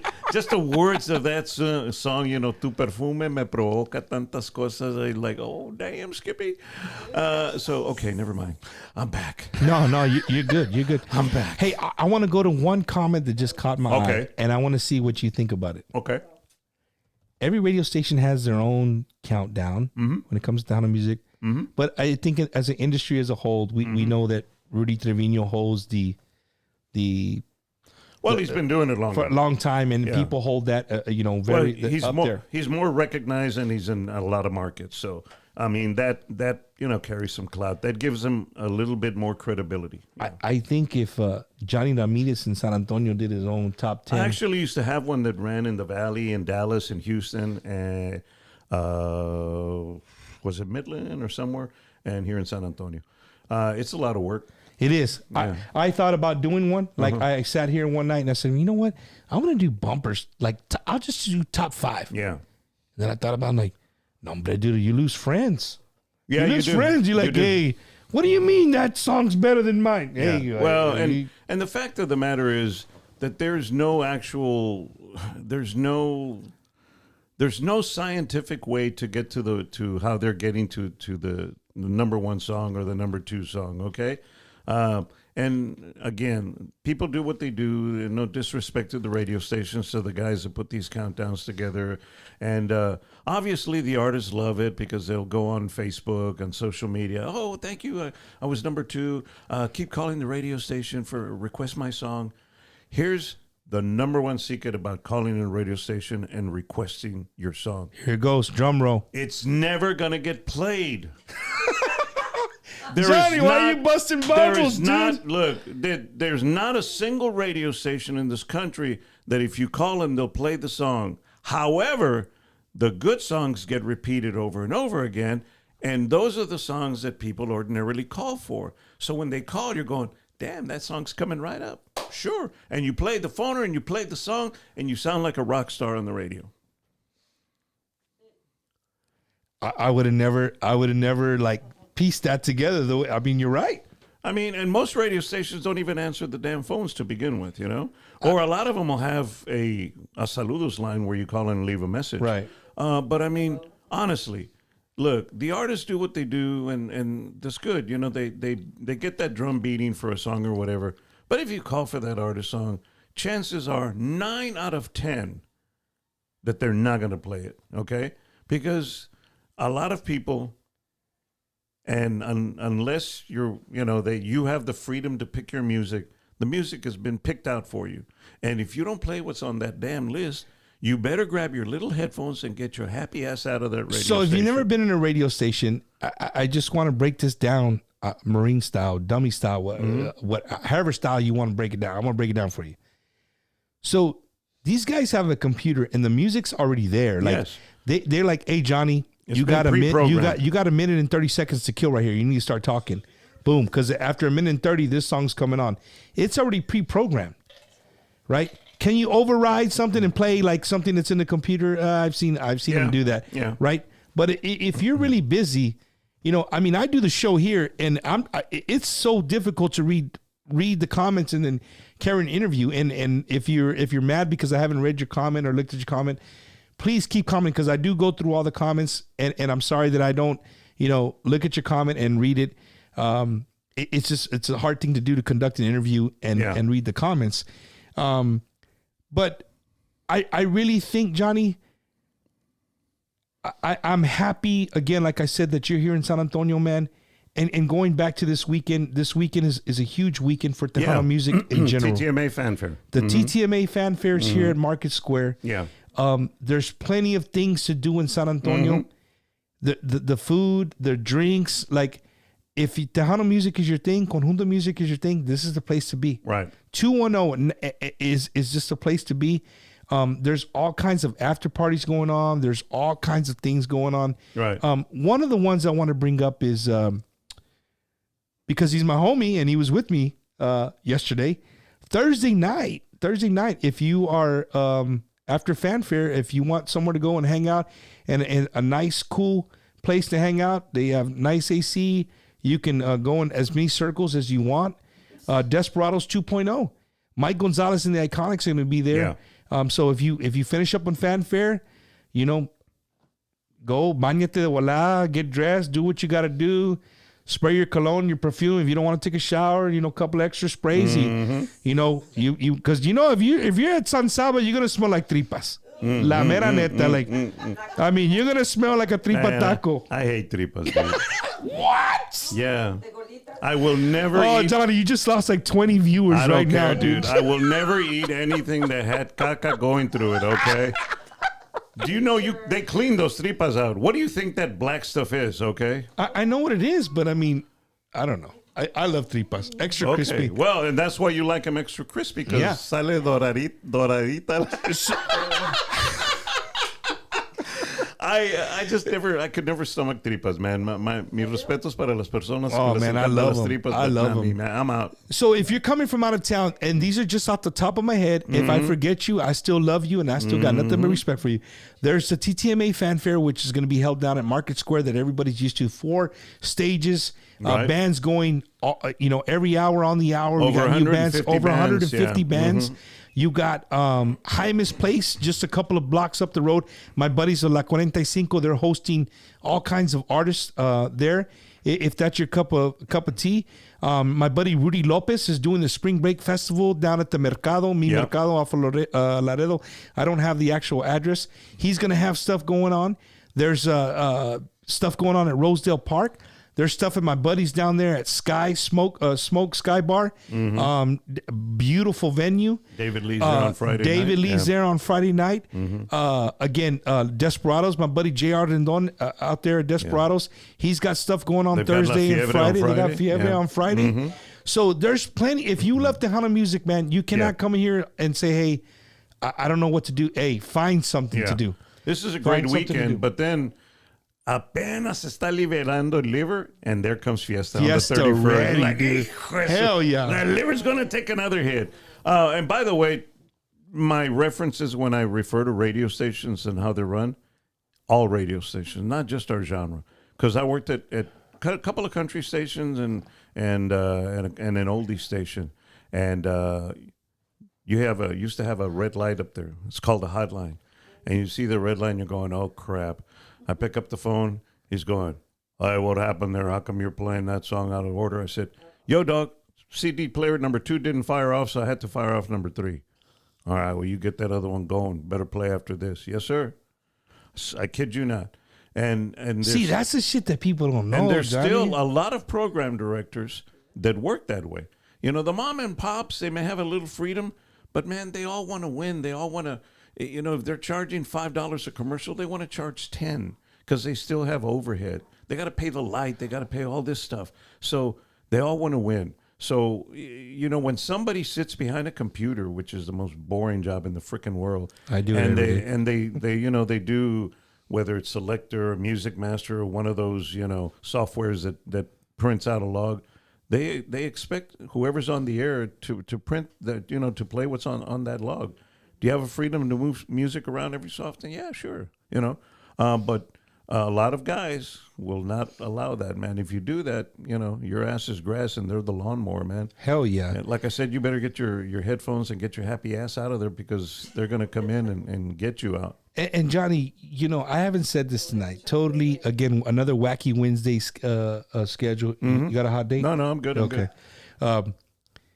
You know, the fact that you're here in my home, in my studio, for me, as a fan of music, I just want to throw that out there to the people who watch Wacky Wednesday. If this is your first time watching, thank you for tuning in. But it's literally like, I mean, I have you up there. I know you're going to be like, come on, dog. I'll have you up there with Little Joe. No, and I mean that. I mean that con todo corazón, con todo respeto, Johnny. Like, la mera neta, dude. You carry you. I don't want to put this on you like this, but I'm gonna say it right. To me, you carry Tejano music on your back for many, many years, bro. No, I carry it in my heart. Okay, in your heart, Look, but on your back, and you made a statement earlier that you felt that when I left, that's when the station started to fall. It's not when I left; it's when the passion left. There was nobody left in that room, in that building, with the passion for Tejano music because they had gotten rid of everybody. You know, it's not me. It's the passion that was behind what I did, behind what other people were doing that were synonymous with that radio station. That radio station was here before I got here, brother. You know, I was just lucky enough to get a nod and say, yeah, órale, ponle. I mean, it was here long before I got here. And it was here a few more years after I left. But, you know, and I still remember the words that the GM says, we're going in a different direction, John. And I said, okay, well, I'm doing pretty good, so I figure you're going to die here pretty soon. And they did. And it wasn't because I left. It was because they killed the passion that was behind that radio station by getting rid of people that were passionate about that radio station, about the music, about la cultura, you know. And that's what happens in the corporate world because they want to save a few dollars here and there. And they think that if you're giving them the product that's coming out of the speaker, that's good enough. Because instead of paying $10, you're paying 10 cents. right. And it shows. You get what you pay for, you know? And if you get some guy, look, I've done country radio, I've done top 40, I've done some rock and roll. I do it all. I love radio. The fact that I was doing Tejano radio Was just the icing on the cake. that was the shit, okay? I love doing radio first and foremost. I would do any format if, you know, somebody had hired me, but everybody thought I was making way too much money, so they wouldn't even call me because they thought I was going to be out of their market price-wise. But first and foremost, I love doing radio. But, man, this was the best gig I ever had, dude. And I always told people, I would do this gig for free, but those suckers are making a boatload of money off of me, so I want my share. And that's the way it is, you know. again, if somebody, it's the only right. I mean, it's just the right way to be. well, if somebody's not making money off of you, then yeah, you do it for free. I've offered my services for free a lot, because it's for an organization or something, a good cause. Right. But when somebody's making a boatload of money, and I mean a boatload of money, dude, I'm like, mochate, papa. Mochate. Yeah. There you go. A little bit. You got. Yeah. Johnny, and the fact that there's so many people, like you have a shitload of people tuning in right now. Shout out to all the artists. Aisha, Jimmy, Joey Jimenez right there. Joey Jimenez is That on is here. one badass drummer, dude. And you know what? I'm still pissed at that fool because he said, "Hey man, can I bring my drums up there and give you an intro during the show?" And I said, "Yeah." Crickets. That's all I would hear every day. Crickets every week. He never showed up. Well, let me tell you, Johnny. And that's because I came back from Vegas one time because I went to see Motley Crue on the final, On the final tour? and I got to see him in Vegas, and I brought him back a shirt, and he still never showed up to play. Damn. And you know what, I'm Johnny? calling you out, Joey Jimenez. That dude, either I FaceTime him or he FaceTimes me every single. And here it is. People, this is shit that you guys get to see. If I don't call him and it's like 10:30 at night, Yeah. he'll send me a text like, it's like that. Like it's 10:30. It's 10:30 at night, and you haven't even sent me a fucking message today. I'm like, dude, for real, like serious. But shout out to my buddy. Today was his dad's birthday, and he just lost his dad not too long ago. So Joey, man, JMZ, bro, thank you for your friendship, homie, and thank you for doing what you do for the onda. You've been doing it for a long time. But going back to the weekend, Johnny, again, I'm so happy that the radio station came on right before the weekend. The ironic part about it, right? What's that? The other one turned it off right before Fiesta in 2019. Boom! They went off the air right before Fiesta in 2019. Wow. And this station comes on, I mean, maybe a week and a half or 2 weeks before JD Fiesta, Bolio. But right, right on time. That's the irony, and that's the ironic thing about it is, and look, folks, you want to tune in. If you love Tejano music, then say tune in because we have to support our radio stations. If you're a fan of the other radio stations, that's fine. There's like tons of restaurants. And I've got my favorite place that I go for, chorizo and bean and chorizo con potato. People have others. That's fine, But we're digging our music. But if you're a fan of this radio station, then just, give it a minute, That's what I want to put across. It's when you're making frijoles, you're not going to make them in 15 minutes. You're not going to make them in 30, an hour. It might take 2.5, 3 hours, right?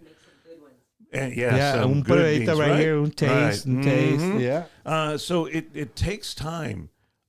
Just give it a minute, and I promise you that you're going to love this radio station. But support la onda, nuestro género. It's more than music. And look, man, love whatever music you want. I like all kinds of music. You see my iPod, dude? You think I'm schizophrenic, man. You'll be doing, dude. I'll be doing a Frank Sinatra, and then I'll go to like a Stevie Ray Vaughan. Right. Then I'll come back to Intocable, and then I go back to Motley Crue, and then Bobby Pulido. Dude, it is all over the place, And I like that. And sometimes I'm just in the mood for Tejano. So even though I love me some Frank Sinatra or some, You're all over the place, Johnny. But I punch it forward. I feel like Tejano, I punch it forward. An Emilio song or a Jay song that que me pega. I want to hear that song. Boom. So my iPod has got like 10,000 songs, And it's all over the place. All over the damn place, dude. But that's okay to love all kinds of music, man. Pero ténganle el respeto a nuestra música porque es parte de nuestra cultura, así como el idioma, el español. Es tan importante que lo sepan hablar, que lo sepan escribir y leer, ¿verdad? You're not going to use it every day, but that's okay. Practice it every so often and just, it's part of who we are, man. I mean, and we can't lose that. That's what I strive. We cannot. No. The more and more I see these young kids, I watch these videos, I watch TikToks, and I see Mexican American Chicanos, and every other word is the N word, or every other word is, and I'm just like, man, they sing all these songs. I'm like, do you know a Fiebre song? Do you know a Mas song? Do you know a Ramon Ayala song? Do you know? And it might not be their fault. I want to. No, it's not their fault. No, it's our fault. Yeah. It's the parents' fault, right? Because eventually, as we fade away from our music and you know, they start doing their own thing. Yeah. We have to stop that, and we can stop that. It's not something that you can't go back and fix. You can fix it. Yeah, not that you want to stop it, but you want to enlighten them and broaden their musical horizon. Every kid, how many kids out there want a PlayStation 5? A boatload of them, right? Yeah. You want a PlayStation 5, mijo? Tell you what, I'm going to get you one. 1 hour every week. We're going to sit down and we're going to listen to my music. That's what I'm talking about right there. You want to go to the Snoop Dogg, that big hip hop show that's coming to town? I'll get you some good seats. Every 1 hour, every week, we're going to sit down and listen to. And if you don't want it to be Little Joe, don't. If you want it to be Intocable, then let it be Intocable. Bobby Pulido. You know, if you want it to be La 45, whatever. But indoctrinate them into our music. That's all it is, you know. It's like the military, man. People that come out of the military and that do well like you did, a master sergeant, they do well in life because the military taught you certain things. We need to take the same example and teach our kids. El idioma, la música, nuestra cultura, nuestra herencia, it's important to us as who we are. Can you go to Snoop Dogg? Yeah. Go watch Snoop Dogg. Go watch, you know, Kanye West or whoever, you know, the artist of the day is the flavor of the month. Go knock yourself out, man. There's nothing wrong with that. But you remember who you are. You are a Mexican American. You're a Tejano. You're of Mexican descent, and love all the music you want. But this is part of our culture, you know. It is our culture. Yeah. If you're barbecuing, I'd rather hear Ramon Ayala than, you know, Kanye West or one of those knuckleheads. I don't care. You know, I'd rather hear David Lee. It's funny than you say Bon that. Jovi, you know? Yesterday, shout out to my buddy Gabe Zavala and Muncho, you know, all rest in peace to Steph's mom, who passed away. I got to see her perform last week at Smoke? At Smoke. Yeah. And, you know, they were That's debating. when she really felt sick. That she felt sick. And the mom told her, you get your butt on yeah, stage you get your ass on there and perform. Mm-hmm. And she did it, man. And so Gabe had posted, like, man, there's nothing like, you know, going through a situation like this, nothing like just sitting down around a fire or a barbecue pit or somebody burning some mesquite. You might not even have no meat on the grill. You're just burning some mesquite. Mm-hmm. You hear them on a yell and you're having some drinks. I mean, it just puts you in that mood, right? And it's true. Yeah. It's definitely true. Johnny, before we say goodnight, I want to ask you something. What do you think about what I'm doing here with the podcast and, you know, social media and that in general? Because, you know, when you started in radio with KXTN, you know, that didn't even exist. Right. But, you know, what I'm doing now and other people are doing, what's your take on that? I'm taking the more the merrier. Again, the more people you bring to the party, the bigger the party gets. The more ideas, the more. I mean, you've got your ideas about things. You know, I'm sure that, you know, Sonia de la Paz and her camp, Demi Garcia, you know, all these artists that are out there. And you know what? I'm excited right now. I'm stoked. There's a lot of young talent that is good. And that they just need to be nurtured, you know? Yeah. And for you young talent out there, when an artist has been around for a long time, if they give you words of advice, take it. Don't just say, you know, don't say like I used to, que sabe ese viejo chingao, you know? No, man, take it as advice because they've been through all the lows that you're going to be in your career because there's going to be more lows and highs in the beginning, you know? And you take those lows and you learn from them. And when you are at your high, those highs are much more enjoyable, man, because you're going, that's right. This is what we worked our ass off for, to enjoy this, whether it's a Tejano Music Award, a Grammy, or, you know, there's so many awards now, you know, whatever award it is, somebody loved what you did. But take those lows, take the no's that they tell you at radio stations about playing your music, or the promoters don't want to book you because female doesn't draw like You're a gonna male regret does. this one day. Yeah. Like take it and run with it. Yeah, take it and use it and use it to become better. Be the Michael Jordans. Michael Jordan would take every negative comment, even if it was like, the smallest of things, and he would use that comment to fuel the greatness that he became. And every little, everything that people said to him, everything that people did to him, he took that and he used that to fuel, what he was doing on the court. Every artist should take that and use it to fuel you to become a better artist. So, Johnny, for the record, live, Bumpers Wacky Wednesday. Okay. Are you for all this new Tejano music that's coming out? I'm for quality in production. I'm for great vocals and a great hook. I'm for that. Okay. The people that are making music, if your vocals are weak, take lessons. Apparently you have something because you're singing. Right. But become a better singer. For those people that look, man, Bumper's doing the room. What is this? Like a family room?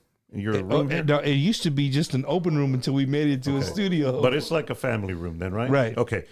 Bumper's using his family room as a studio. A lot of guys are doing, they producing in their homes. Nothing wrong with that, okay? But at least when that product that guy gives you, that he charged you, whatever he charged you with, at least make sure that it's a great freaking production, okay? There's something that you're going to be proud of, something you're going to say, hell yeah, we sound badass, And whether, look, again, guys like Gibby that have more Grammys than I got hair on my head, they've been doing something right. Right. And they're in an actual studio. Shout out to Gibby, man. Yeah. Gibby Velasquez and Gibby Studios. Yeah. And sometimes is going to a studio better than going to somebody's house? It depends. Who's at the house? How, what's their track record? I mean, when you go to get your car fixed to a mechanic, I hope you do research and talk to people who've gone to that mechanic or a body shop and did they do a good job on your car, because if that's how you're handling your business of music, if you're just going there because it's cheaper than the other place, that's the wrong way to handle your business. Do research, man. Research your stuff. Make sure that if you're going to somebody, people go to Gibby because obviously, he's done something right. Okay. I've been to his studio, and let me tell you, he doesn't have a room for all those fucking Grammys he has. And so he's been doing something right. Does he charge more than other people? I don't know, but I would imagine he does. So, pay the little extra. And if Gibby tells you that you should do it this way, trust me, do it. He made me sound halfway decent on that track with David Lee.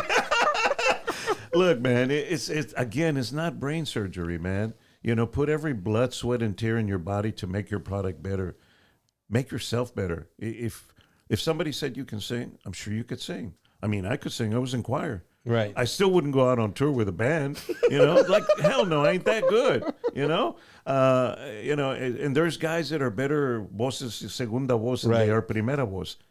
But those segunda voces could become a primera voz if they just put a little effort or a little work in their craft of singing. If they took voice lessons. I feel what you're saying, Johnny, in my sense, right? Because, I started this silly thing because it started as something silly. If you've never, you never watched an episode of Bumpers Wacky Wednesday, I literally started this with the beer can and my phone and just, playing music. And we had like 2 viewers and, it blew up. Next thing we built a studio in the house. My wife let me soundproof it. Like we just went all out. And so and she brings you liquor. Yeah, Damn. and she brings me liquor. Yeah. So and it's not the cheap stuff either. Okay. Today when I was at my 9 to 5 job, my phone was, I literally, I'm not exaggerating. My phone was blowing the hell up all day today with people that were coming in from all over the United States, artists. I told my wife at lunch, I'm like, babe, never in a million years did I ever think that something I started in my kitchen where I would be managers and promoters like, hey, Bump, where can we meet up? I need my artist to meet with you, even if it's 5-10 minute interview, whatever. To me, I'm like, dude, I'm just Bumper Gomez. Like, what do you mean? You gotta, no, we gotta do an interview with you. Like, we're here, we're from out of state or whatever. So it just made me feel like, man, you know what? I'm doing something good. Okay, let me ask you. When your camaradas tell you, hey, vato, you look good, you sound good on that, did you believe them? No. But when Little Joe came and sat his ass down here in this chair, did you believe them? Yes. But see, that's what I mean. You know, you're asking me, is there some good stuff out there? Hell yeah, there's some good stuff out there. Is there some stuff that can be better? Yes. Does that make it bad? No. Does it make it airworthy? I don't know. I'm not at that station that they're taking it to, right. Okay? But if you want it to be airworthy, if you want it to get played on radio stations, make your stuff the best that there is. Don't just make it okay. That's what I'm saying. That's what I'm getting at, okay? And people could tell you all day that you're great, you know? Mm-hmm. And Bumper's got the credit card. Boss, he just paid the bill, so he's going to buy everybody around because they said he's okay. But pay attention to those people that know the business, that somebody is going to say, you know what? You could do this. Nobody's ever known this, but I have people that are not my friends. You know, they're acquaintances, and they have honest opinions, honest critique. And they used to in the day, and they've started to again, sending me text messages about the show. You know, hey, we could hear you talking over the, you know, of the song. You were trying to talk to somebody on the phone. I always use these, and I don't see these people. Constructive criticism. Exactly. I don't see these people. I don't hang out with them. I know them because we've met kind of like I've met you. Right. And if I was to tell, hey, Bumper, when you hear something on a show that sucks, tell me, okay? Don't tell me what's good about it. Tell me what sucks. Bad. Yeah. And they do that. And I've always appreciated these people. That's respectable right there, man. Because that's the only way that I'm going to make my show better. Not by people telling me, you had a great show today. People that tell me you had a great show today. Man, you had a great show today. I turn around going, did yesterday suck or what? Because you didn't tell me that yesterday, you know? And I don't, and now I've just started to not say anything. I just say thank you and walk away because people think I'm rude and obnoxious, which I probably am at some point in time. Right. But when people say that, it doesn't mean anything to me because there's nothing backing it up. They just want, you know, you to say, oh, thank you, I appreciate it, you know? And I do because I do appreciate it. But I'd rather have somebody say, hey, you know that that phoner you did with this guy or that gal, it would have sounded better if you would have ended it this way or that way. I think about it and going, okay. And I walk away. I said, thanks. You know, because they're giving you, as you said, constructive criticism. Don't tell me what I'm doing good or great. Tell me what I'm doing bad so I can improve what I'm doing bad. And it's always been the case. And there's 5 people that I used to use back in the day, and 3 of them hit me up yesterday when I had Jesse, and today when I had Emilio. Great interview yesterday, as a matter of fact, with Jesse. You know, Turner. Dude, ese vato le das cuerda and let him go, man. Dude, you know what? A shout out real quick before I forget while you're here. Shout out to a lady who me and my wife have never, and you would think like there's no way. They've been friends their whole life. A lady we've never physically met, but has backed up my show, has backed up my family over and over again, and that's Miss Bonnie Hernandez. She told me to tell you saludos to Johnny. Yeah. Bonnie's good peeps from the valley. Dude, great peeps, man. Great peeps. There's people like that out there that are just supporting us. And that's why I asked you, like, what did you think about the show? Look, the more, the merrier. The more people like you that take an interest in music and our cultura, the better it is. Because if there's a kid out there that happens to tune in and look, if you use the F word, kids are, oh, watch out, vato. The vato said fuck. He said, fuck, vato. And they start listening for the wrong reasons. Right. You hooked them, right? Yeah, exactly. And then they start going, hey, man, we better listen to this, whatever Bumper's talking about, this group or whatever. And that's what we need, man. You just need to throw, it's kind of like you go fishing, man. You throw the hook out and you catch something and go, orale, you know? And that's, I mean, the more people that are doing this, for whatever reasons, the better. Right. I just want to put literally, Johnny, I honestly feel that Tejano music, after the pandemic, Tejano music right now, and right now, and where we're at as a genre, is fucking buzzing again. Well, it not that it went away. It's been here. Yeah. But to me, we've rattled the cage, and people are like, "Hey, man." No, here's people what are still happened. jamming it. Here's what happened. COVID.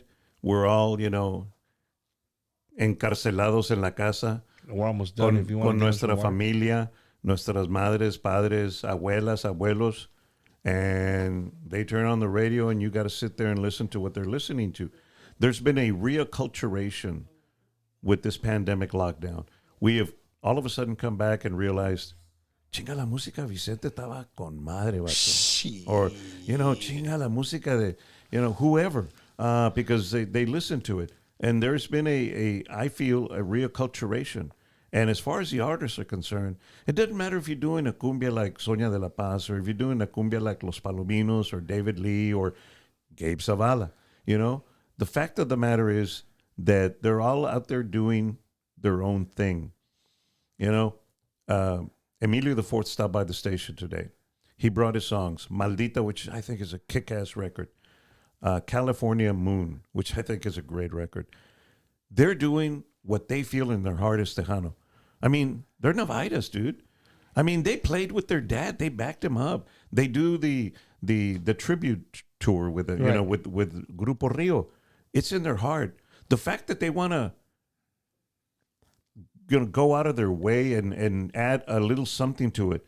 Nobody ever bitched about the Texas Tornadoes being outside played. the box. They're going outside the box. Nobody ever bitched about the Texas Tornadoes being played on KXTN or Malo, because we used to play Malo Suavecito. Yeah. Nobody ever bitched about that, but all of a sudden they're bitching about these things. But you never played Country Rollin'. Well, country. Okay. Well, here's the deal. Country Rollin'. I got his answer. No, Country Rollin' was never big in San Antonio. He was a monster in the valley. Oh, man, dude. Country Rollins is shit. Dude, Country Rollin', mis respetos en paz descanse, but he was the shit. San Antonio got a different vibe, It's just a different vibe for music.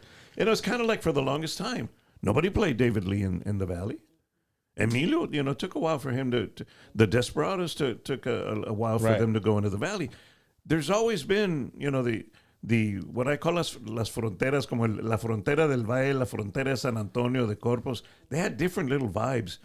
The artists, the A artists would enter, but some of those, that were just coming up would take a while. I mean, come on. Grupo Más. Who was the first accordion player you ever heard with Más? Homer? No. David Lee, fool. I don't know. David Lee was the first accordion player that played on a Mas song. Homer was the accordion player they got because it did good for them. But David Lee was the first accordion player to ever play with Grupo Mas or to record with Grupo Mas, So, see, I learned something new every day. But I mean, here, that's what I'm talking about is that, we get so set in our ways that, that's not Tejano. Why not? The kids are from Texas. That's what they think of Tejano music. Just because it doesn't fit your little box, because a round peg doesn't go in the. It doesn't mean it's not Tejano. The legendary Jonny Ramirez just said using that word, because I hate that word. Look, man, I'm just blessed and lucky enough to play the music that I love and do radio. But listen, that song by Sonia La Paz, I think it's a kick-ass record. Does it fit Tejano music? 8 out of 10 people are going to tell you no, especially if they're older demo. Right. It's a reality, but it's a great freaking song. But you just said it, Johnny. I mean, we got to be the way you just said it. Hey, they're from Texas. This is what they want to label themselves. That's fine. Label it. It is what it is. Right. It's us. Yes. Look, I say this all the time, and before I let you go, I want to throw this out there. Like, we're so scared of new music, right? I think older. No, we're scared of new things. Fans are scared. Like a lot of old school Tejano fans, I've already seen comments on here by people that I know, I grew up with. Like, the new stuff. It's not the same. Look, do you think that Little Joe, Ruben Ramos, all those bands from the late 70s, the mid 70s, early 80s when they heard Mas and La Mafia come out with all the synthesizers and all that, Yeah. what do you think they said? Well, What in the hell is this shit? what do you think people said when they first heard Little Joe? Because that wasn't the in thing when they heard Little Joe, Ruben Ramos, Johnny Canales had his own band, Agustin Ramirez, all the big orquestas. That was not the big thing at the time, you know. All of a sudden you see a bunch of long-haired weirdos with bell-bottom jeans, smoking weed, and they're up there playing music. Look, we have to open our minds. And a lot of times it's the older generation that is hard. You know, they don't, no, esa chingadera no es Tejano. You know, look, man, like I said, they're from Texas. That's their idea of music. Learn to appreciate it. And if you don't want to go to the show, don't go to the show. But don't throw dirt on them just because they're not playing what you want to hear. Exactly. If you don't want to go see them, don't pay the ticket and go see whoever you want to go see. But in order for this genre to grow, look, country music has... Drum roll. Here, country music had the same problem, and they continue to have the same problem. You know, there's the traditional country artists, and then there's Rascal Flatts. Who? Rascal Flatts. They ain't country. They sound more like, you know, top 40 or pop. Yep. But they feel that's their version of country. So, I mean, why do we talk bad about, or why? This is our music, folks. I mean, just because they're not playing what you think is Tejano, at least learn to sit there and listen to it and appreciate it. And if you don't, at the end of the day, if you don't like it, well, you don't like it. But Johnny, most shit you listen to the first time, you're just like, you hear it again. Like I say all the time, when I hear all of Intocables new stuff, it takes me at least a week. Yeah. And the next thing you know, it's like, I can't stop listening to this shit. Like, well, it's bam. There's two trains of thoughts there. There's a song that as soon as you hear it, you love it. And then there's a song that takes time to grow on you, you know? And there's always been those songs. You know, Billy Ray Cyrus, Achy Breaky Heart. Crappiest song I've ever heard in country music. But people loved it, dude. I was working at a country station in the Valley. I came to Austin for the weekend. I heard it at the club. I went up to the DJ who was a friend of mine. I said, you got an extra copy of that? He goes, yeah, man. I said, who is that fool? Some fool with a mullet haircut, man. I took it back to the Valley, the program director. I said, we need to play this song. He says, he heard it. He's going, are you sure? I'm going, trust me, dude. It went through the roof. It made Billy Ray Cyrus, Achy Breaky Heart. You know? I hate that damn song. Well, and I do too. But it's not, and people think, oh, Johnny plays what he loves. Hell no. 50% of the stuff that I play on the radio, I don't like.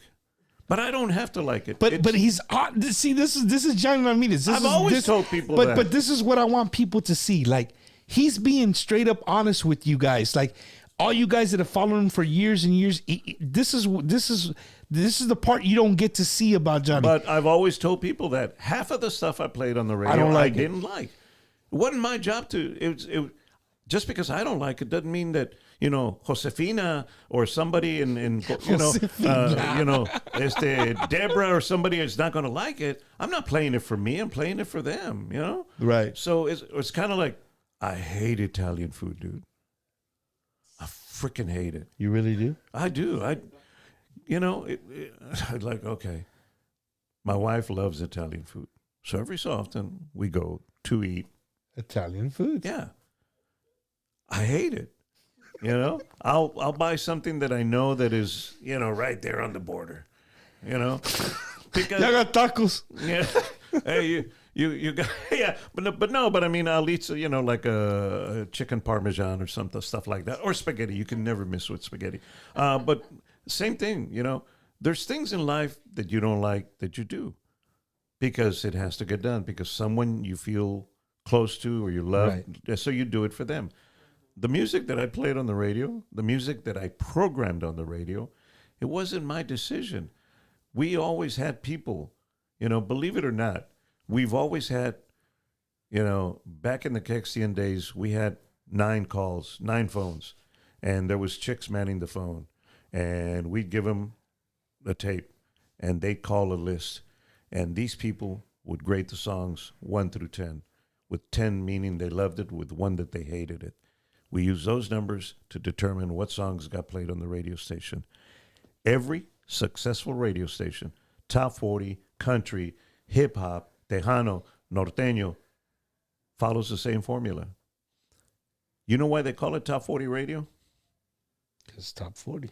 No, because when radio started, there was this vato that started to program a radio station, but he was getting his ass kicked by the station across the street.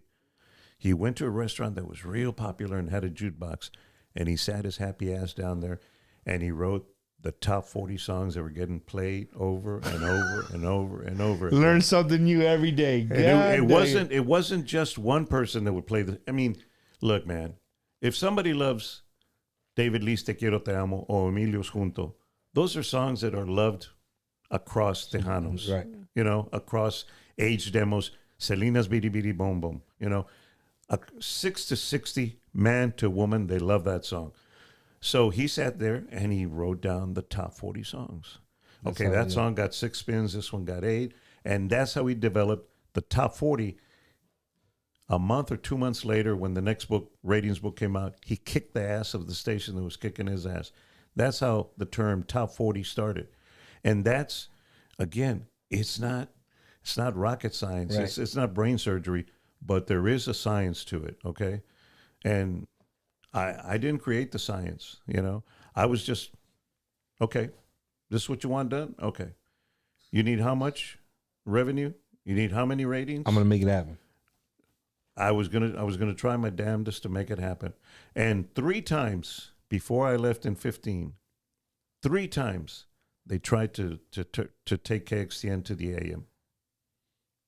And you didn't let it happen. I was there. I had the revenue and I had the ratings to back me up. So they passed. You know? When they finally did it, I wasn't there. And I don't know if the ratings or the revenue were up to par. So I can't talk to that. I can't speak to that. But 3 times they tried to do that. The last time, I just come back from my mother's funeral. It was a December, I remember, because we were doing our Toys for Tots, you know, our toy drive at the club, and they call me. He says, when you get done with the show, come into the office. Okay, I walk in there. The CEO of radio's there. The general manager's there. They sit me down, and the guy goes, tomorrow when you get off the radio, which would have been a Friday morning, he says, that's it. I'm like, what do you mean? He says, we're flipping. I said, okay. And the CEO looks at me and says, okay, that's it? You're not going to get mad and throw a chair out the window? I said, well, first of all, right now I really don't give a shit. I just buried my mother yesterday. Oh, I'm sorry about that. I'm not saying you could tell me you're sorry, which you really don't mean, because I don't even know you. You don't know me. So you could give 2 flips about me, okay? I said, second of all, if I throw a chair out that window, I'm going to have to pay for the window and probably the chair, and you can have me arrested. And why would I want to do that? This is your candy store, dude. The candy that you want to sell here is up to you. It's your choice, not mine, you know? So whatever candy you want to sell. I said, but let me ask you this. Why are you doing it? Well, reason number 1, the revenue. I said, so what about the revenue? Well, you know, this station over here is doing better, and this station over here is better. And if we can flip you guys and put you on the AM, the potential for their revenue growth. I said, really? I said, okay. I said, what station again? I said, no, sir. We're beating them twice in revenue. Well, where do you get your numbers? I said, I can tell you because I check periodically with my director of sales and my sales manager. We're kicking their ass when it comes to revenue. And I might add, our revenue is non-duplicatable. You can't duplicate it on that station, on Stereo Latino, and on the beat. This is a Tejano-only revenue that's coming in because it's the mom and pops, it's the taquerias, it's whatever. Yeah. They're not going to buy over there because that's not the crowd they want. They want this crowd, you know? Wow. So, and he turns to the general manager, and at that time he was fairly new, so he didn't have a clue. So he says, is this right? He says, well, let me check. And he calls the director of sales. Hey, could you bring in the sales numbers? Sure. Okay. He says, well, you know, reason number 2, the frequency. This station over here, I said, that's interesting because our engineers have been working to improve the frequency citywide, which means that you can get in your car and hear it throughout the city. Anywhere you go. Yeah. The tall buildings, the big buildings, you're not going to hear it because of all the construction, all the iron and metal and shit. Mm-hmm. Anyway, so I said, he says, what? I said, yeah. I said, if you take, you know, both circumferences of the signal, they're basically the same, KXTN and this, except that we are going into buildings, into homes, and they might not be, but in a car, citywide, yeah, Oh, I don't believe that. He picks up the phone, calls the engineer. Bring me the targets, the maps, the target maps. So he brings them target maps. And they're looking at that, and he's going, well, I said, well, what? He says, we'll let you know. 5 o'clock that afternoon, called me. He says, never mind, you're good. And that was the last conversation. And then fast forward, look, man, what I don't like is to be called out on something that I know I'm right on and they're not. Right. And that was December, like in March of the following year. I got into a heated argument with the general manager in front of other people. My bad, you don't do that because he's the boss. But I was like, yeah, man. Fuck it. Pretty much. and I turned around and I saw all these people staring at me, and I'm going, oh, screw it. It's too late now. It's already happened. I can't take it back. And that was pretty much my demise. That was the end of Jonny Ramirez there. And I kind of knew it. I said, whatever happens here, from here on, is based on that incident. And, I mean, that's not the first time I'd blown up at people, But I normally would blow up behind closed doors. And this time I didn't, because I was like, he was trying to tell me what to do with my personal time. I said, no, fool, you don't pay me for that. It's my time. You want me to be where? On my dime? I don't think so. It don't work like that. Yeah, he says, well, they really want you there. I said, yeah, people in hell want ice water, but they're not going to get it either, okay? And so we got into it, and, the result was on October of 2015, they wanted to go in a different direction. I said, okay. So it is what it is. My last question for Johnny is, as a genre of Tejano music, Yes, as I'm a a fan of virgin. Tejano music, Yes, I'm a virgin. No, as a fan of Tejano music, de nuestro género de música. what do we have to do because I can look at my numbers from the show, right? I break down my demographics and whatnot. We are missing the 15-year-old to 25-year-old. We have the 26 and above. We have. They come back. Like they party 25 and 26. Like, hey, you know what? Hold up, dog. Like, I'm Mexicano. Like, I'm Tejano. This is what I should, and it comes back. And I think that the pandemic had a lot to do with those people, like I said, reacculturating themselves with our music. But what do we have to do to bring back that 10-year gap that we're missing? Because we are. Honestly, we're missing that 10-year gap right now in the genre of Tejano music. Look, when it was hot back in 93, you think of the artists that were around, and you think of all of them. I mean, La Sombra still had some young cats. Selena was very young. David Lee. I mean, think about that. That was, almost 30 years ago. 29, 30 years ago. All these people were in their 20s. They were young. They were vibrant. They had the total package. Look, what we have to do, short answer, we have to get young artists that are 16, 17, 20, 21. And there's some of them out there, And I noticed it early on, Isabel Marie was shout out to Isabel Marie. She's one of those people that needs to carry the torch. More young artists like that. That fabulous accordion player from West Texas who was also in his teens that won an award like back in 19. Tristan Ramos. Is that him? That's him. All right. Well, that cat, and then the cats that are around like Conjunto Cats. Yeah, there you go. The father is a bajo player, but the rest guitar are all his player, sons, el chavalón, el acordeón, el drummer, they're all chavalones. Yeah. That's what we need. That's where we need to spark it right there. These kids need to carry the torch forward so that other kids can say, that sounds pretty damn good, And again, there's nothing wrong with them liking whatever the popular music is.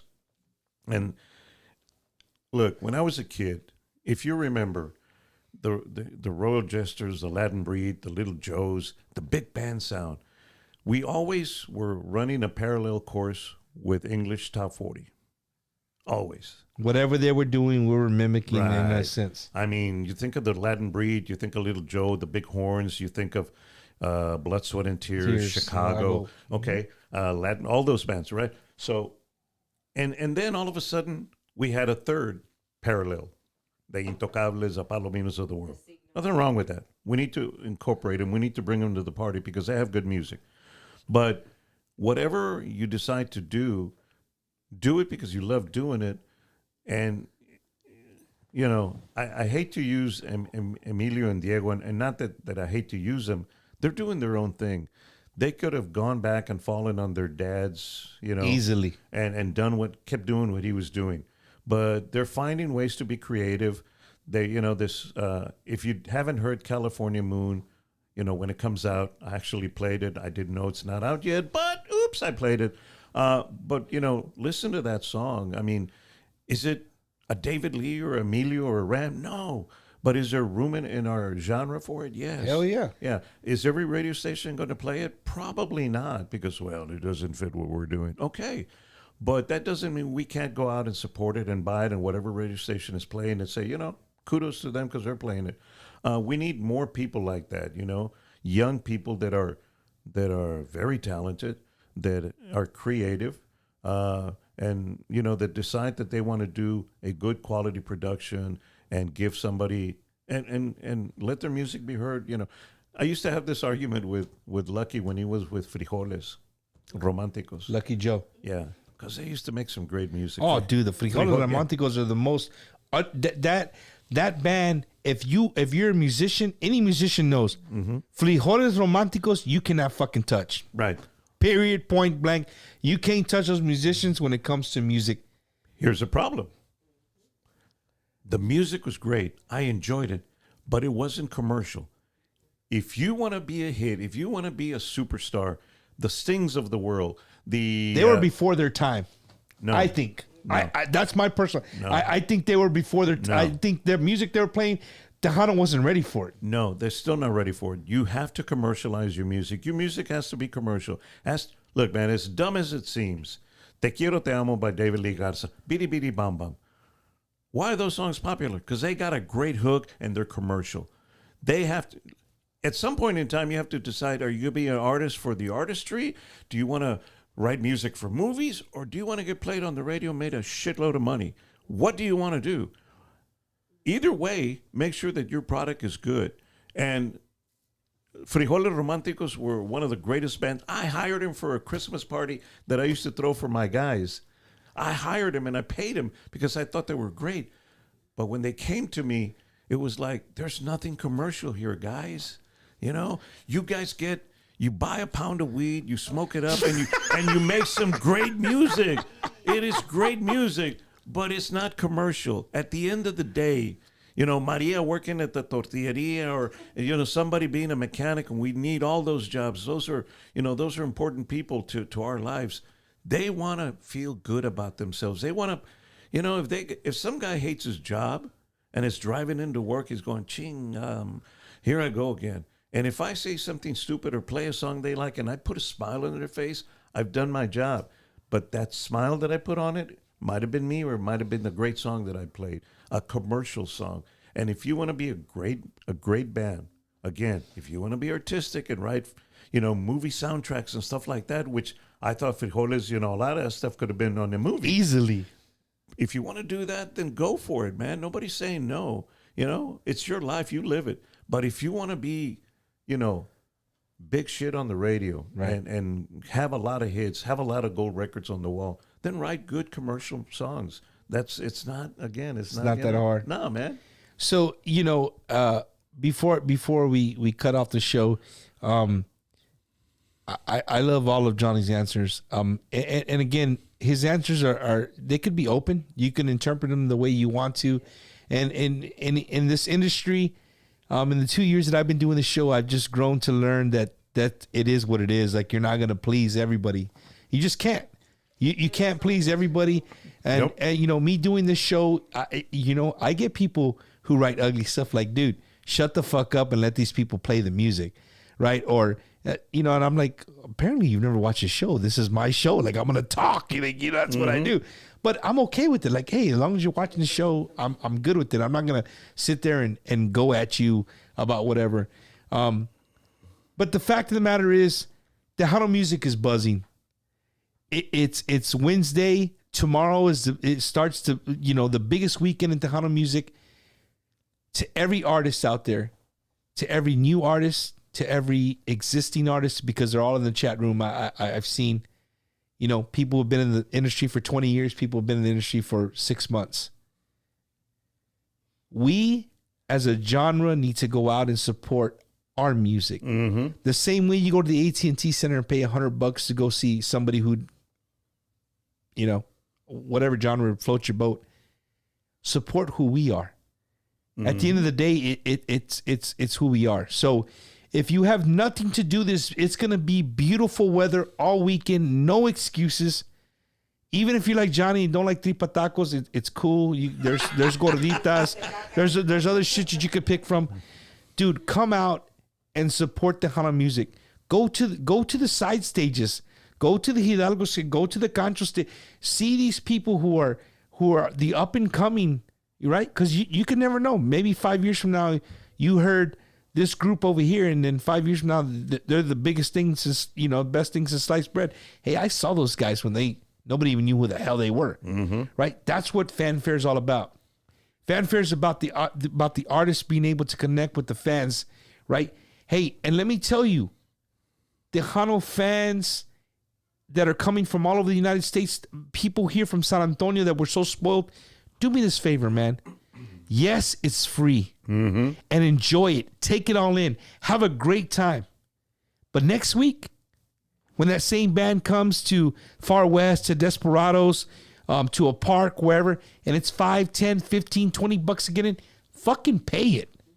It probably won't be $10, $15, but it might be $5, $7, or $10. But still, yeah. Pay it. Yeah. Pay it and support our genre. Yeah. The same way you pay $100 to go support, you know, George Strait somewhere else.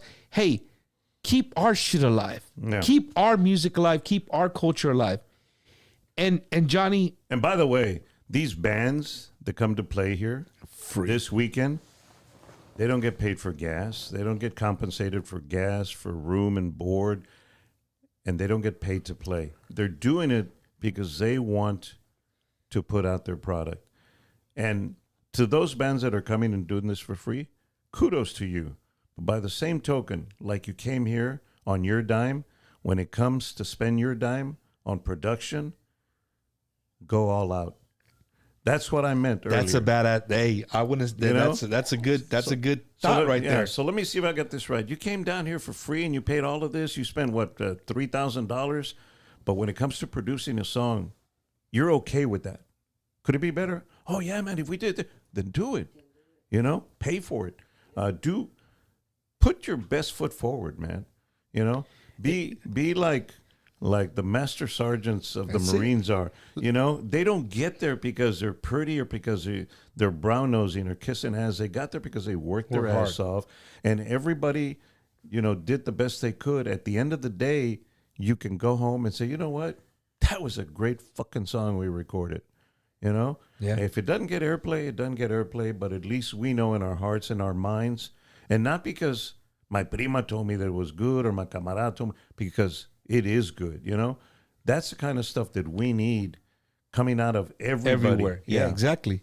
My buddy Leon says, except Bumper, he gets in free everywhere he fucking goes. Wait, did you get in free at Henry Peña's show the other day? No, we pay for those tickets. But if an artist invites me free, well, shit, I'm Raza fool. I'm gonna take free all day, right?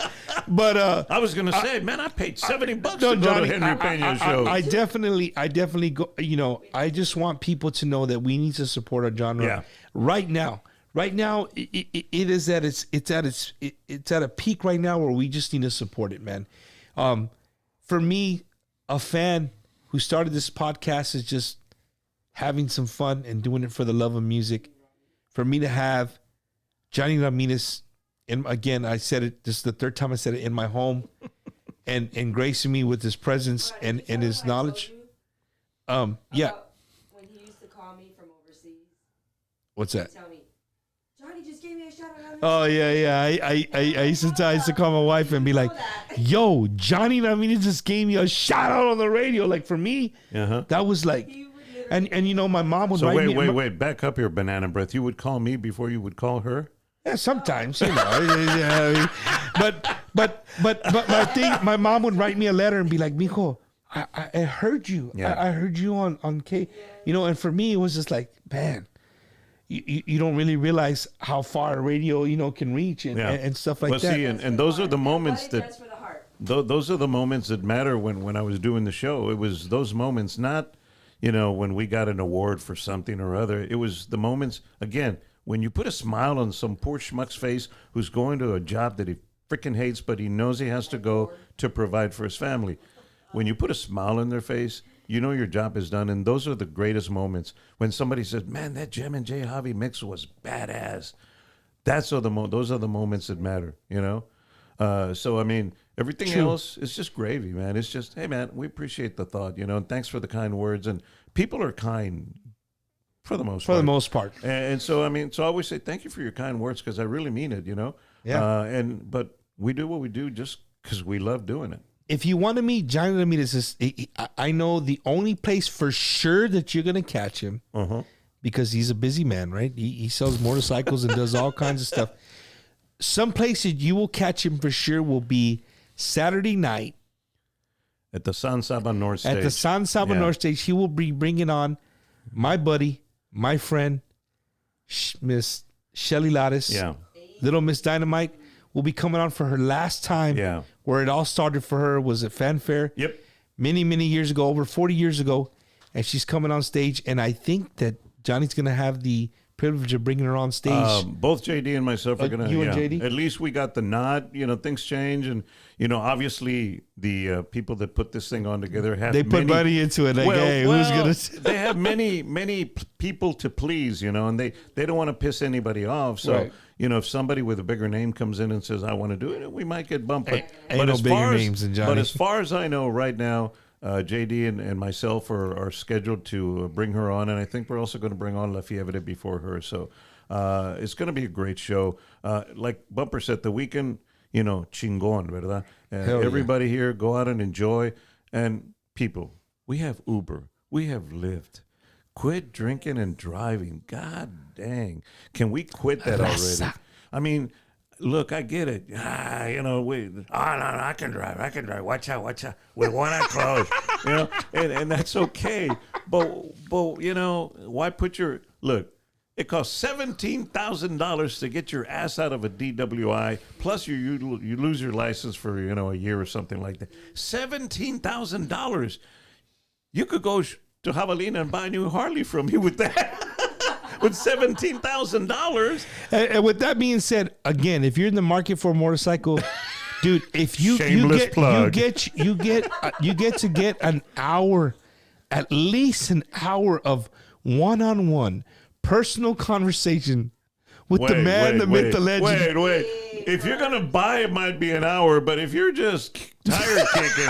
If you ain't going to buy shit, don't go waste his time. No, I don't mind you wasting my time if it's a slow day, but don't go on a Saturday when it's kind of like, come on now. Shit. But no, literally, honestly, if you're in the mood if you're in the market to buy a brand new Harley Did Davidson. you take a picture of my bike when I was on it, or what? I did. Okay, I did. all right, okay. And so again, I told Johnny, I said, how in the hell do you keep all that chrome? And I'm talking chrome. Oh yeah. Every bolt, everything is just freaking chrome. And my response was, I work at a Harley shop. We have people that wash them for me. It is true. Johnny, again, I want to welcome everybody that's driving in, maybe listening to the show, everybody who's flying in, maybe at your airport, just tuning in on your phone. Thank you for tuning in to Bumper's Wacky Wednesday. If this is your first time watching me, hey, I've been doing this for 2 years, and I bring you the best interviews that I can. With the exception of tonight, he does bring you the best. Yeah. La Onda Tejana, the ins and outs, stories that you'll never hear. We get people who come in here and they play their music, unplugged. It's just a great vibe. I want to welcome you to Bumper's Wacky Wednesday. I'm on YouTube. It's very easy. Bumper Gomez. You can just subscribe to the channel. I'm actually simulcasting live now. So shout out to all my fans on YouTube. We're watching on YouTube Live. Thank you for tuning in. And by the way, before we go, he says I'm the legend, but he had me scheduled for June. somebody didn't show up today, so he bumped me up. I was like, so you really think highly of me, but you can't squeeze me in before June, huh? Hey, don't believe him. Don't. So he's talking about 2 weeks ago. I had somebody who, because of work, had a fallout, and I texted him, and the guy was gambling in Vegas, so he ignored my text. And then he texted me when he came back to regular La La Land. He was out of La La Land, and he was back. He's like, oh, yeah, I can do it. Well, I already had somebody locked in because he, it took him over. It took him 30 hours to respond. Yeah, but the only reason that is because somebody dropped out. I was scheduled for June, okay? My name is so big around the Gomez household. It was for June. Saving you for my birthday. Oh, it was her birthday. For your birthday. So I had to come in June with a birthday cake para acabarla. And presents. Oh, hell no. Oh, man, I kid. Ladies and gentlemen, thank you guys for tuning in. And I ask you, please, if you're in San Antonio, you wake up in the morning, you get in your car, you're going to drive somewhere. 95.7 Tejano is a new station for Tejano here in San Antonio. You will hear our beloved Jonny Ramirez in the morning. He will take you to wherever you got to take it. Of and course, I it's promise almost 10:30 now, Well, so I shit. might not make it up. Yeah. No, I'm kidding. You know. No, we're good. I said you're going to 20. Yeah. But Johnny, before I say my good nights to everybody and welcome everybody into the city, I want to personally, la mera neta, dude, from the bottom of my heart, man, thank you for, one, coming here to the studio, two, for me, you being here solidifies what I'm doing. Because somebody's not going to come in the chair if they don't believe in what I'm trying to do as far as music, right? Period, point blank. Like, somebody's not going to come in here and say, well, this guy's he's full of shit, right? You're not going to sit down for 2 hours with somebody who's full of shit, right? All I'm trying to do is bring love and attention to our genre and to our music. To the new artists who are out there grinding, you just heard it. Keep grinding. Don't stop. Don't stop fucking grinding. If your shit's not being played, that's okay. Frito Pie Friday will play it. No, but just keep grinding, dude. Keep grinding. Don't stop. Our shit is buzzing right now. I hang out with producers, with musicians, A-lister musicians on a daily basis, conversations with them. Our shit is buzzing. And if right now you're just letting go of the reins saying, hey man, you know what? I've been trying this shit for 2 years. It's not working. Keep fucking grinding. Keep grinding, because that's what it's about. This weekend, come out. If you're one of the lucky few that get to play at Fanfare, at the Spring Break Festival, at Rosedale Park, at Sky, wherever, at Jaime's Place, wherever we're having celebrations at, if you're one of the lucky few bands, put your shit into that show.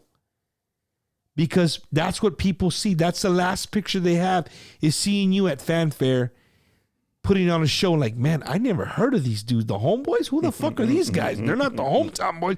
They're the Homeboys with the motherfucking Z. And they put on a show, and then you're just like, man, it stays in your head. Every time I see these guys, I'm going to go see them because they put on a badass show. So, with that being said, I welcome everybody that's coming in, whether you're coming in on flights, whether you're coming on rental cars, whether you're coming from 30 miles away. Welcome to San Antonio. Welcome to the capital of Tejano music. It's have a good time, man, and enjoy it. Take it all in, because it's once a year that you get this invite and get to see all the new artists that are up and coming, the 8 artists who are grinding every week. Again, it's free. Take it in. It's free. But next week, when you see them in your town, pay the $10, pay the $15 to go see them. That's how we're going to keep our music and our genre alive. To all my friends that are artists that are out there, the new artists, keep doing it, man. Keep doing it. Johnny, thank you so much, man. Thank you for just, again, coming over, hanging out with me. For me, you have no idea what it is to have you next to me, somebody who I grew up with, listening to on the radio, to know that after 20 years of service in the Marine Corps, I can come out and start doing this thing for the love of the music that I grew up with, my culture, and to have somebody like you next to me and talking in a conversation, bro, it means so much to me. You have no idea. It was a good time, and it was an honor, and appreciate your kind words. But you're doing a great job, man, and people are taking notice. So just what you told the bands, just keep grinding yourself, man, and you may not get rich, but at least you're doing it for the love. That's it, man. You got to make that car payment outside, huh, John? Tú querías carro nuevo, no, muy chingón. No, vieja, let's buy two, not one. Hey, with that being said, before I left, if you're in the market to buy a new car, hit up my boy Joe Thornton at Red McCombs Ford, off of Bandera and 7111 410. 7111 410. Look up Joe Thornton. Hit him up. He'll take care of you. If you're in the market for Harley Davidson, before we call it a night, Javelina Harley Davidson, 29078 I-10 Weston Bernie, or you can hit me up, my personal phone. And ladies, you can leave a sexy message too. No, I'm kidding. 512-618-8175. Peace and taco grease, brother. that's it. Hey, Johnny, you know what you haven't said in a while? What? The tubo, se acabó el I tubo. always do it. Colorín colorado, este show se ha acabado. Ya lo hubo con el tubo, se acabó el toothpaste. Peace and taco grease. Hell yeah. To hear that in freaking right now and live, that's freaking awesome. Ladies and gentlemen, thank you so much. Tejano fans, welcome to San Antonio. Have a great weekend. If you see me, take a picture, say what's up, that you watch the show. It means a lot to me.